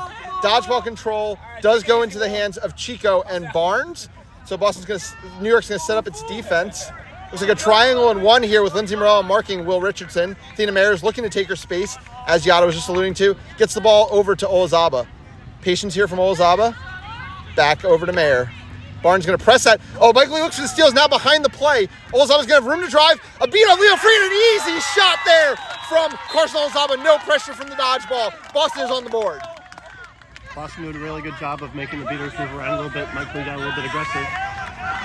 Yeah, Lee had their chance to steal. Lee's going to bring it up quickly, but now slow down the play. Max Havlin is subbed into the game alongside Aaron McCready. Athena Mayer playing point, but Tate K marking her and can beat at any point. Olazaba's now going to step up on Potter. Bit of a marked defense here out of Boston. Pass over to Lee. McCready's going to step hard to that. Goes over to Morello. Morello now working on Mayer. Mayer, a big hit. Ball goes wide. Olazaba's going to pick it up. Boston brings out a marked defense and gets the stop. And now they're looking to run. Dodgeballs are on the ground. Olazaba's marked by Freed. Does not have anywhere to go. Gets to Mayer. Mayer now has space to operate if she wants. Gray's beat out of the play. Pass behind to D'Onofrio. D'Onofrio, the young player from behind, shoots it 2-0 Boston. Boston catching New York out in transition. New York's trying to respond back by being quick. Going into two blunders, though. Don't know about that. Freed's going to bounce off, I think, K. Oh, Havlin wins an exchange with K. Beats. No, misses the beat on Freed. McCready now has to back it up, which means Potter's going to have room to work on the far side. Shot goes high, right to Morello. Might have been a pass. I think there's going to be a conversation about if Freed got hit. From my angle, it looks like Havlin's beat bounce, but yep, and that's going to be the call from LeCompte. So Morello's going to have space to operate here. Dodgeball's really far off in the back. See if Lindsay takes advantage of this. Morello's going to step up. Hits Lee. Lee looking to drive. D'Onofrio in the way. Lee puts it through. New York is on the board in the series, down 2-1. Like you said, taking advantage of with just the force. One thing that's been a question for Boston is the physicality, how they're going to play point defense. In that moment, Lee's able to go through 2 to score. Yeah, Carson was caught out a little bit on the middle, and Lee being on the side, he was able to take advantage of that lane. Jay Gray has the ball on the near side. Dodgeball control has been consistent with Havlin and McCready here. A warning on stalling there as Gray throws it over everybody. Oh, Carson Olazaba is just able to save the reset. But at the same time, New York's able to get control in the hands of Tessa Chico and Tate K. Titans also sank back into a trees defense instead of that triangle and one they did earlier. Yep. Mayer's just taking her space, gets over to Olazaba. Olazaba's got a lot of room to operate. Oh, they're going to call beat before. Havlin just the tap beat there on the wide hoop into a shot. I like the play idea from Boston, but New York's able to get the beat off. Yeah, if Carson rips that maybe a second earlier, that's definitely a goal. Yeah, overall, I think Boston's definitely had the strategic edges here. We're going to have to see New York making adjustments. As you mentioned, they already switched to hoops. Now we'll see what they do offensively. They do have control. Boston's going to a 2-2 defense right now. Kay is just trying to push Athena Mayer as far back as possible. She's almost forcing her into a hoop zone. Lee, that time, knocked down by Donofrio. Not the look I think New York was looking for. Donofrio's looking to run, but she's going to slow it down now. Looks like Lee was trying to take some space and then dish it off to Molly, but the pass was a little bit too close to the hoop, so the defender was able to pick that off. Yeah, good read from the young Donofrio, who now subs out of the game for Ethan Dillon, his college coach. Olazaba has the ball behind. TK goes for a throw. Oh, but it's Molly Potter with a little help from Mike Lee that shuts the door there. Athena Mayer's able to keep possession. TK and McCready are considering an exchange. McCready has to back off of it. She has no support. Havlin's now just back in the play. Mayer's going to slow it down. Possession stays. Good job getting out of that press, creating time for her team to get back off to the offense. Especially with no half-court resets in the MLQ game.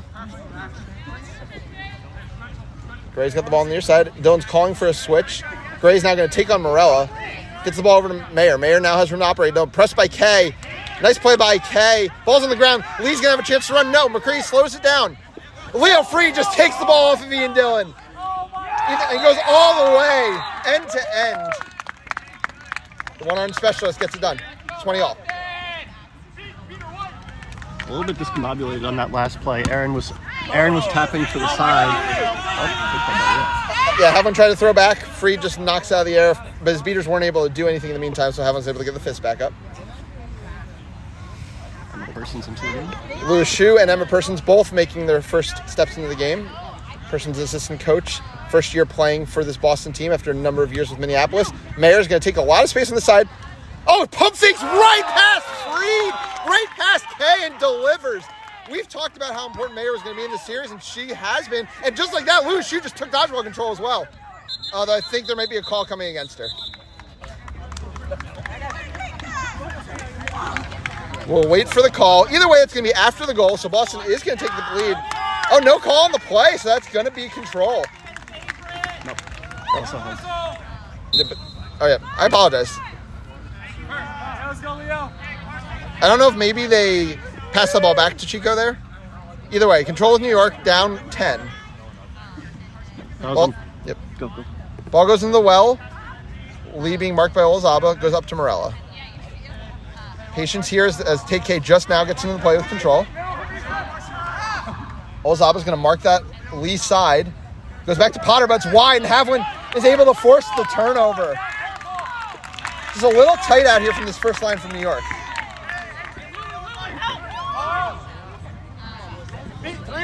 Lee looking to cause a little havoc, but Athena Mayer stays composed. Gets the ball over to Emma Persons, who's running the ball up with Shu looking to throw it Kay, but now he's going to back off. Havlin still has not subbed out of this game since subbing out on the first play. Mayer also hasn't. Gets the ball up to Persons. Persons goes across to Olazaba. A lot of room to operate on that side. We already saw him try to shoot once. This time just going to pull it back and get to Persons. Havlin's trying to run the offense without a dodgeball right now. The veteran presence. Titans back into triangle and one. Which is going to give Persons a lot of space, though they are being marked right now by Chico. Dillon now has the ball up top.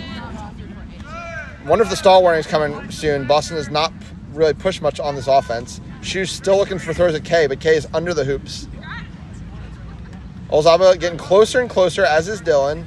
Shu gets the ball over to Havlin. That's going to mean control. Person gets the ball over to Athena, tries to get back to Persons. Foot race between Persons and Potter. I think Potter has to go out of bounds. So Boston's not going to get briefly no dodgeballs, but now Chico's back in the play. Chico does throw at Dylan, but I think Persons is out of passing options. And it's going to be back contact, I believe, on Potter. Illegal contact. Contact from behind. New York, number 6. It's a yellow card. 1 man in the box until Boston scores. It was a good feeling to get the nod from the head ref that you got the call right. Yeah, Emma just got the step there on Molly, and then Molly initiated the contact when she was behind. Can't do that. Yeah. In fairness, Potter probably didn't know what was going on behind her, which is that Persons really had no passing options. Everyone was beat out of the play. Still doesn't really have many. Olzaba could not stop that one from going over. A good effort.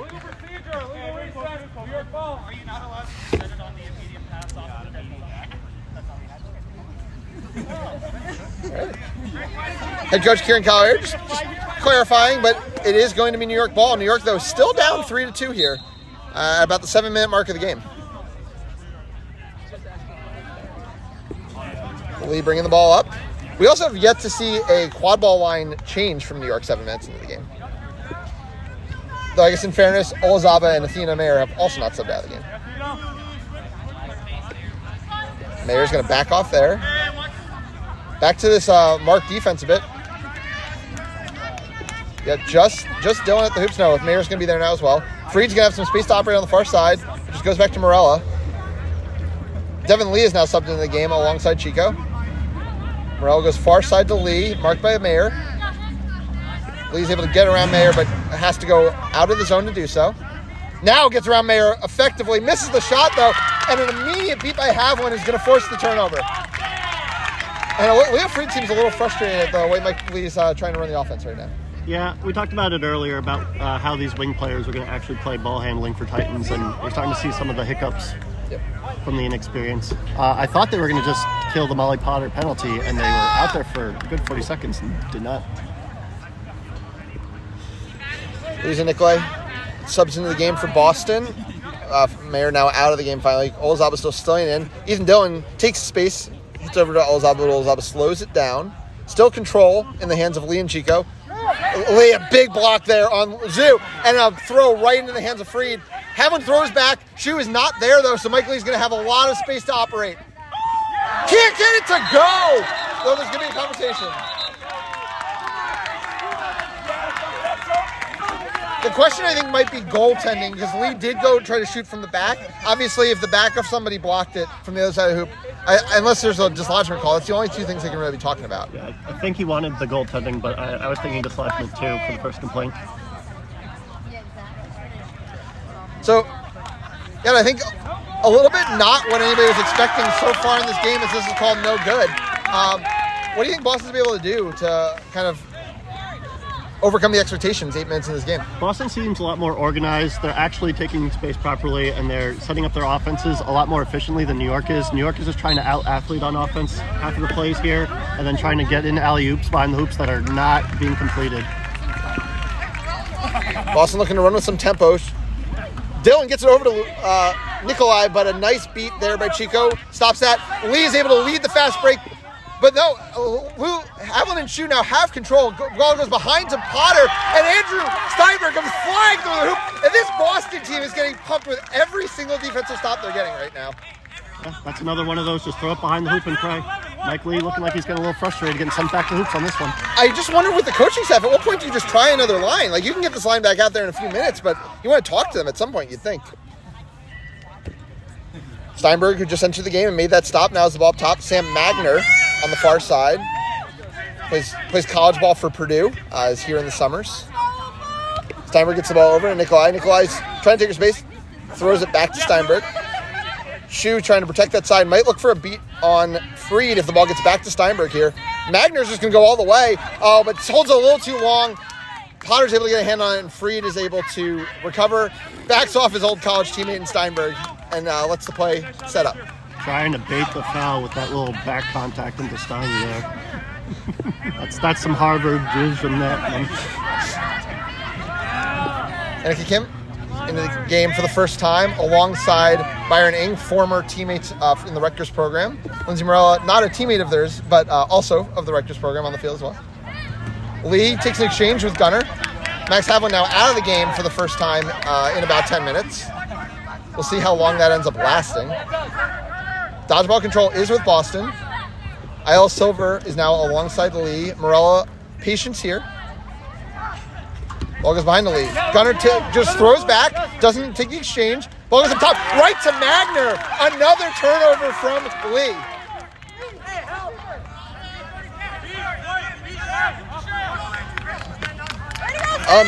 Boston considering running fast here.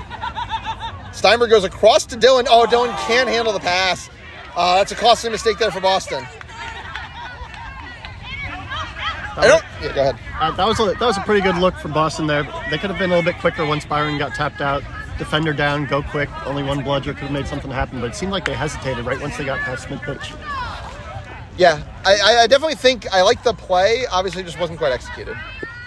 Javed Cole, also a teammate of theirs in that Rutgers program, now on the field, so it's almost an all Rutgers. Oh, it is now an all Rutgers line for New York. Morella takes the shot, can't get it to go. Kim kicks it, but Ethan Dillon gets the ball, might be considering running. We saw him try the first play. Right now he's ahead of his passing options, so would have to take the ball all the way behind the hoops, which I think is what he's considering. Devin Lee uses his dodgeball, and Dillon had just another costly mistake there. 2 straight times where I think Boston had numbers but couldn't execute.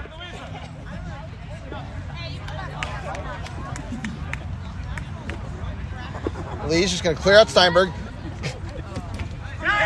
Chu takes an exchange with Lee. No, he's going to be called clear. And Byron Ng's there able to finish through contact.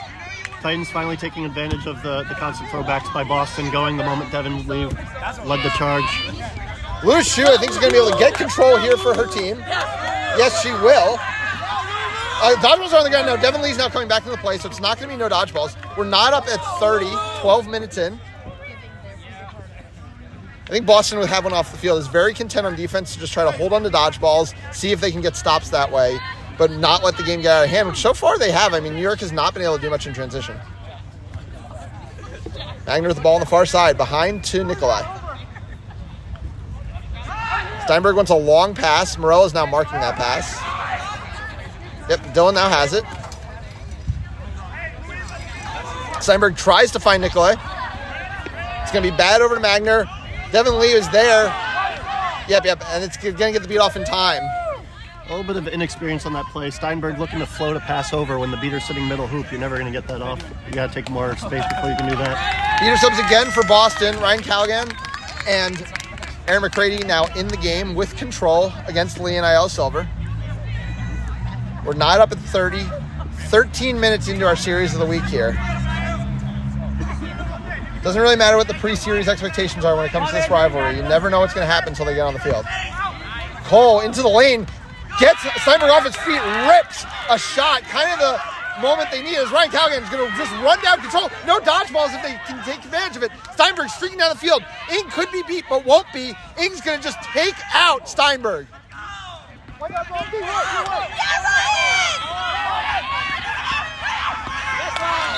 And Callaghan's going to force the turnover there. Well spotted. I think the mistake, though, on that fast break, McCready could have beat out Byron Ing in that play. Chose to make a run instead towards dodgeball. I think if Ing's out of that play, Steinberg's probably going to score there. Yeah. The Ryan not having the bludger in their hand from the stoppage means that they can probably play third bludger here, not let Rachel put her fist up for immunity. Let's see how they play this. And Dylan's Cole's out of the play, so Dylan could just slide right down or just pass it to Steinberg, who's wide open. Yeah, and that's going to be an easy finish. We're back not up at 4. Scoring starting to come a little faster here in this one.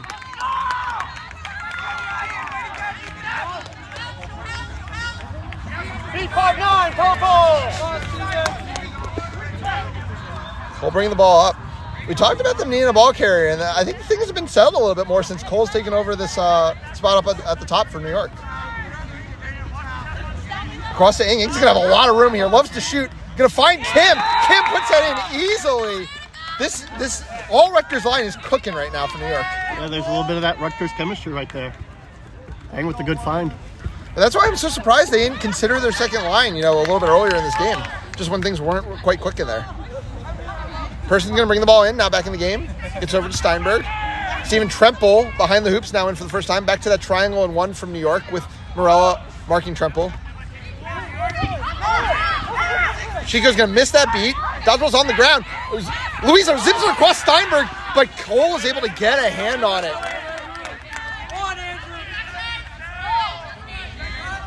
Players on both sides from those Harvard-Rutgers matchups that have been hotly contested in the college game for a number of years, with the Harvard players all in Boston right now and the Rutgers ones all in New York. Nikolai rips! Oh, goes over the hoop, but another good look there. McRae needs to see Chico coming. Does throw back. Callaghan's going to cover that up. Might need to win an exchange here. Oh, and Chico makes the catch. One of the situations where maybe didn't need to throw, the inexperience might have been the mistake there. Yeah, Vinny with a good play. Getting dodgeball control for his team. Back to a 2-2 here for Boston. Cole behind Kim. Ball goes across to Ing. Kim's looking to cut. Ing tries to go by Steinberg, does so, gets it to Cole. So, I think if that ball went through the hoop, I am pretty sure Cole just tapped that way before they got beat. It looked like it went through the hoop from here. And if so, then it should be a good goal. We'll see what the refs have to say about it. But yeah, this Rutgers line looks a little bit cleaner than the first line. Definitely. Well, they're just taking their space and hitting cutters, which that's the game of quad ball. Yeah.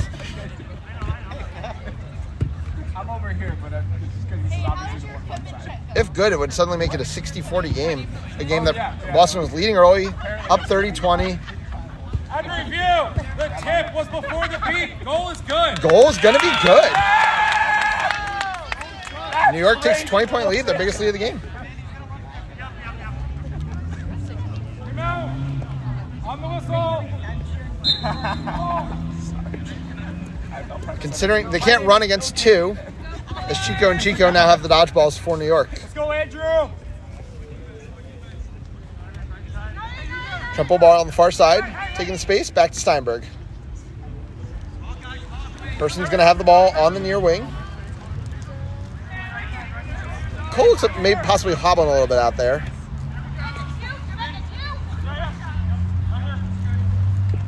Patience here from Boston against control. Zipped across to Persons. Persons bobbles. Ing just has to be patient. Dodgeballs are on the ground right now. It might be a press opportunity from New York. Tremple's driving the lane. Cole's broom on the ground. Pass across here to Persons. All the Boston beaters still in the play. Steinberg tries a shot. Ing has the response. Callaghan tries to force a pass, but I think they're going to stay behind the keeper zone the whole time. A high press here from Steinberg and Nikolai, but not to be said. And now Tremple just knocks the ball out. Yeah, it's finally going to end, but at least giving your beaters some time to get set up. Make sure there's no fast break opportunities. 16 minutes in here. Leo Freed subs back in the game. Leo Freed wearing green this time around. Let's go, Leo.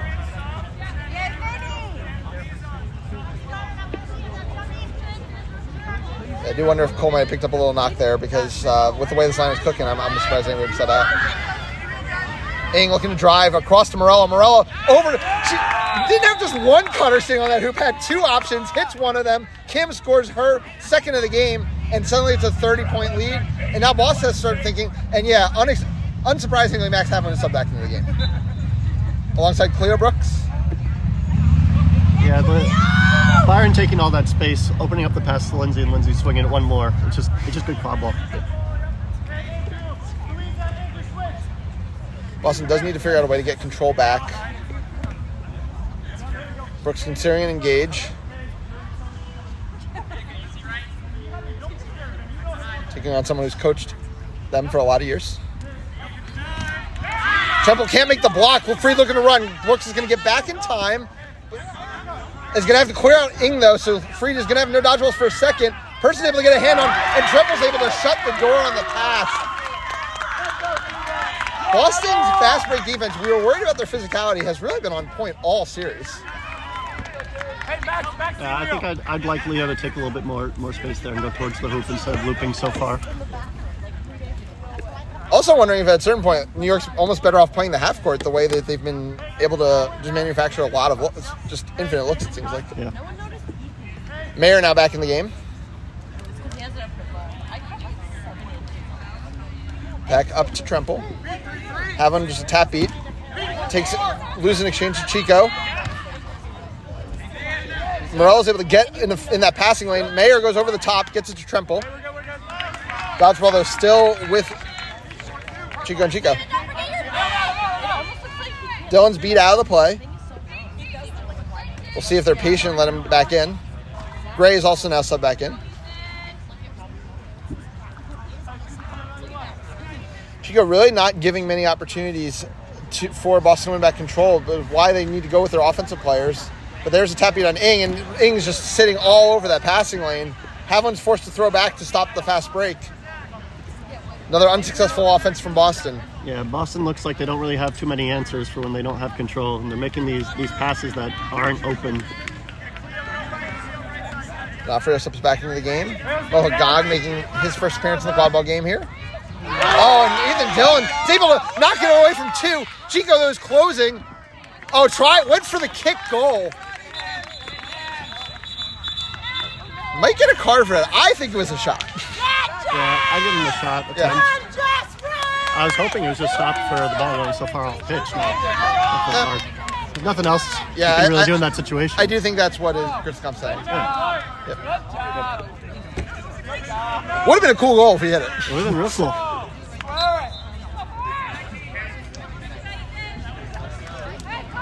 Devin Lee now subbing back in alongside Christian Barnes.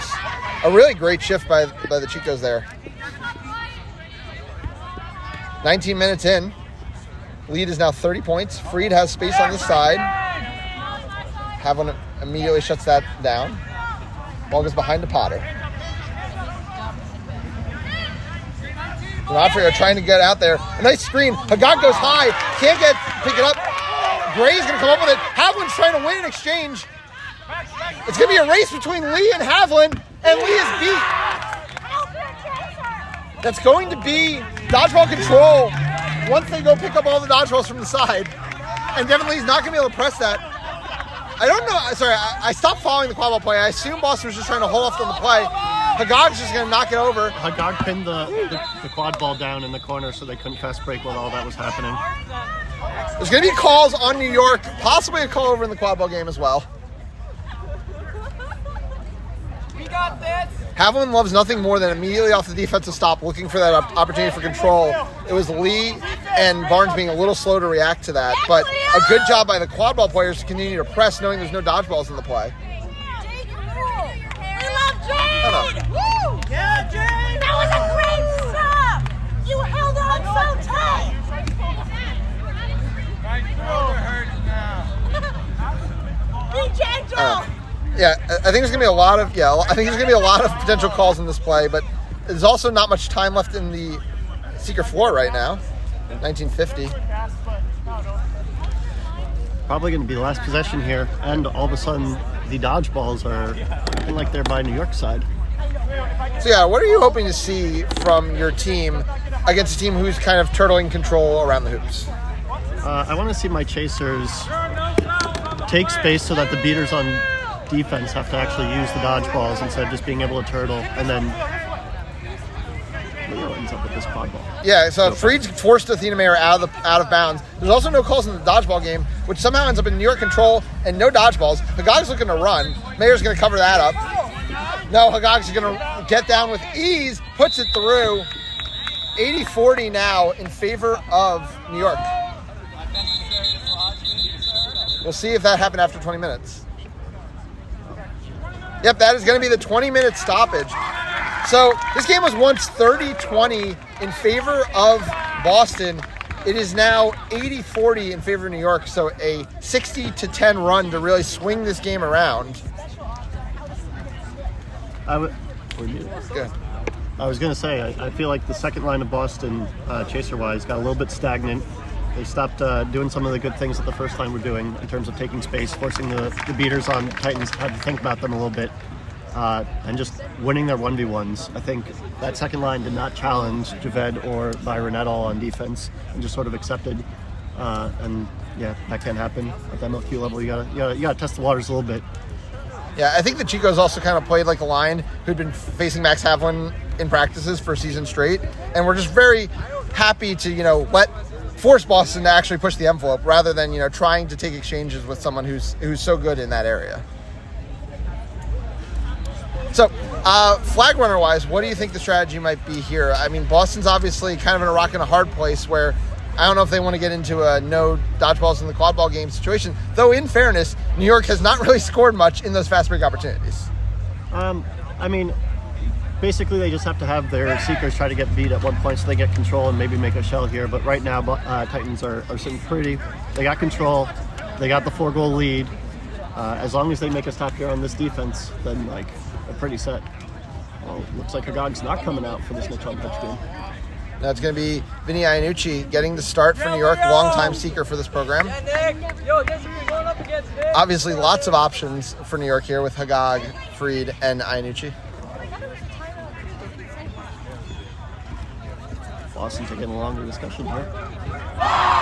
Kieran Collier happy to take as much time as they're given, given that the game has really favored New York over the past 10 minutes.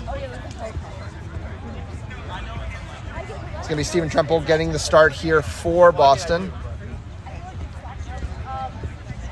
And we'll see, as Yato was saying, if Boston can find a way to use their seeker play to finally change these dodgeballs back into their favor, because it has been a lot of control for New York, and that has really been a difference maker over the last 10 minutes or so. Barnes and Lee have the dodgeballs. Quadball's in the hands of Ethan Dillon on the far side. That is also really confusing.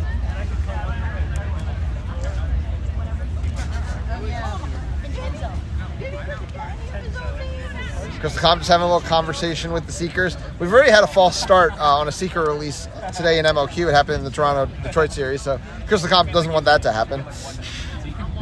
If you're Hagag here, do you step in front, slow it down, try to get a reset? I think Havlin there's a lot of options. I mean, why not? You got energy to burn. What else are you doing with it? Because if he slows down this offense, it gives the cushion, more of a cushion. See what he does. That would be a nightmare.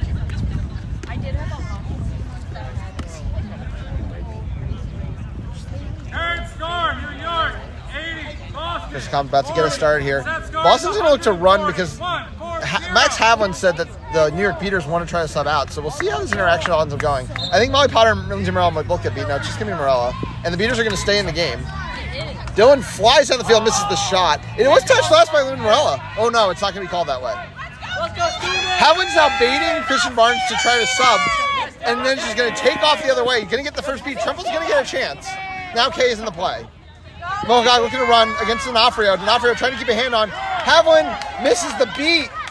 Mohagog finishes through a lot of contact. Those long arms coming in big. And immediately subbed off. Olazaba goes end to end. Nobody even puts a hand on him. Chico and Kay now in the game. Kay's been out for a while, so should be ready to roll. They're free, bringing the ball down. Iannucci going to get some time here. Oh, I think that did hit Iannucci. Yeah, it did hit Iannucci on the far side. Just going to be beat there as Morella takes it on the near side here in the Quadball game. Lee now back in the game, working on Persons, goes right by Persons. Does finishes again just to be safe. This is a little bit more Mike Lee's forte, driving no blood. Havlin makes a beat there. Has not been able to meet the beat on Kay. Kay is going to miss a beat there, so now Tremple is going to get some time. Tremple's going to approach. Havlin's now trying to clear no dodgeballs. Olazaba goes end to end. You talk about Lee liking this game. This is also a game that Carson Olazaba lives in. Yeah. Two big-time drivers, switch on pitch play. Lee gonna get the ball on the near side. Havlin and Shu finally get control. Shu's gonna go play quad ball defense. Havlin's gonna stay near the Seekers. Oh, Hagag just subbed in the game. Oh, now all the Boston Beaters are briefly gonna play quad ball. Havlin trying to get in. Havlin's going to get the ball. Will Richardson's now in. There's a stop by Boston in the Quadball game. D'Onofrio looking to run. Leo Freed shuts that down. Chu trying to clear. Magog's cleared out of the play. Leo Freed trying to go end-to-end through Persons. And I believe does so, yes. Goal New York. 11-6 now the score. Richardson's beat out here in the beater game. Haviland's going to be able to get control here. No, won't be able to. And Mohagog might have just shut the door on this one.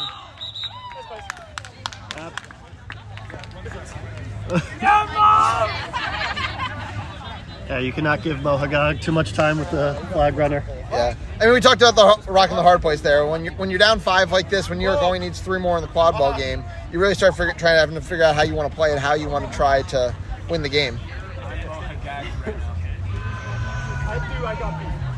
They are going to talk. They are going to talk about the exchange here because a lot of dodgeballs flew in a lot of directions.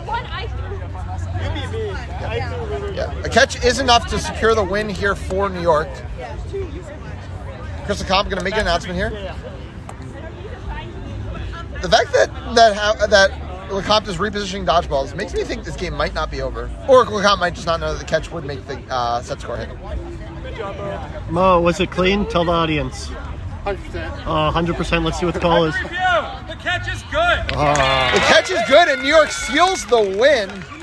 145-60 is going to be the final. Oh my goodness, a madman just came on the field. All right, that will do it for game 1 here in Boston. It was a good fight from Boston in the early minutes, get up 30-20, but New York with a 6-1 run in the back half of the secret floor, and then sealing the deal with a Mohagog catch. We will be back in just a few minutes. Thank you for watching here on the MLQ Network.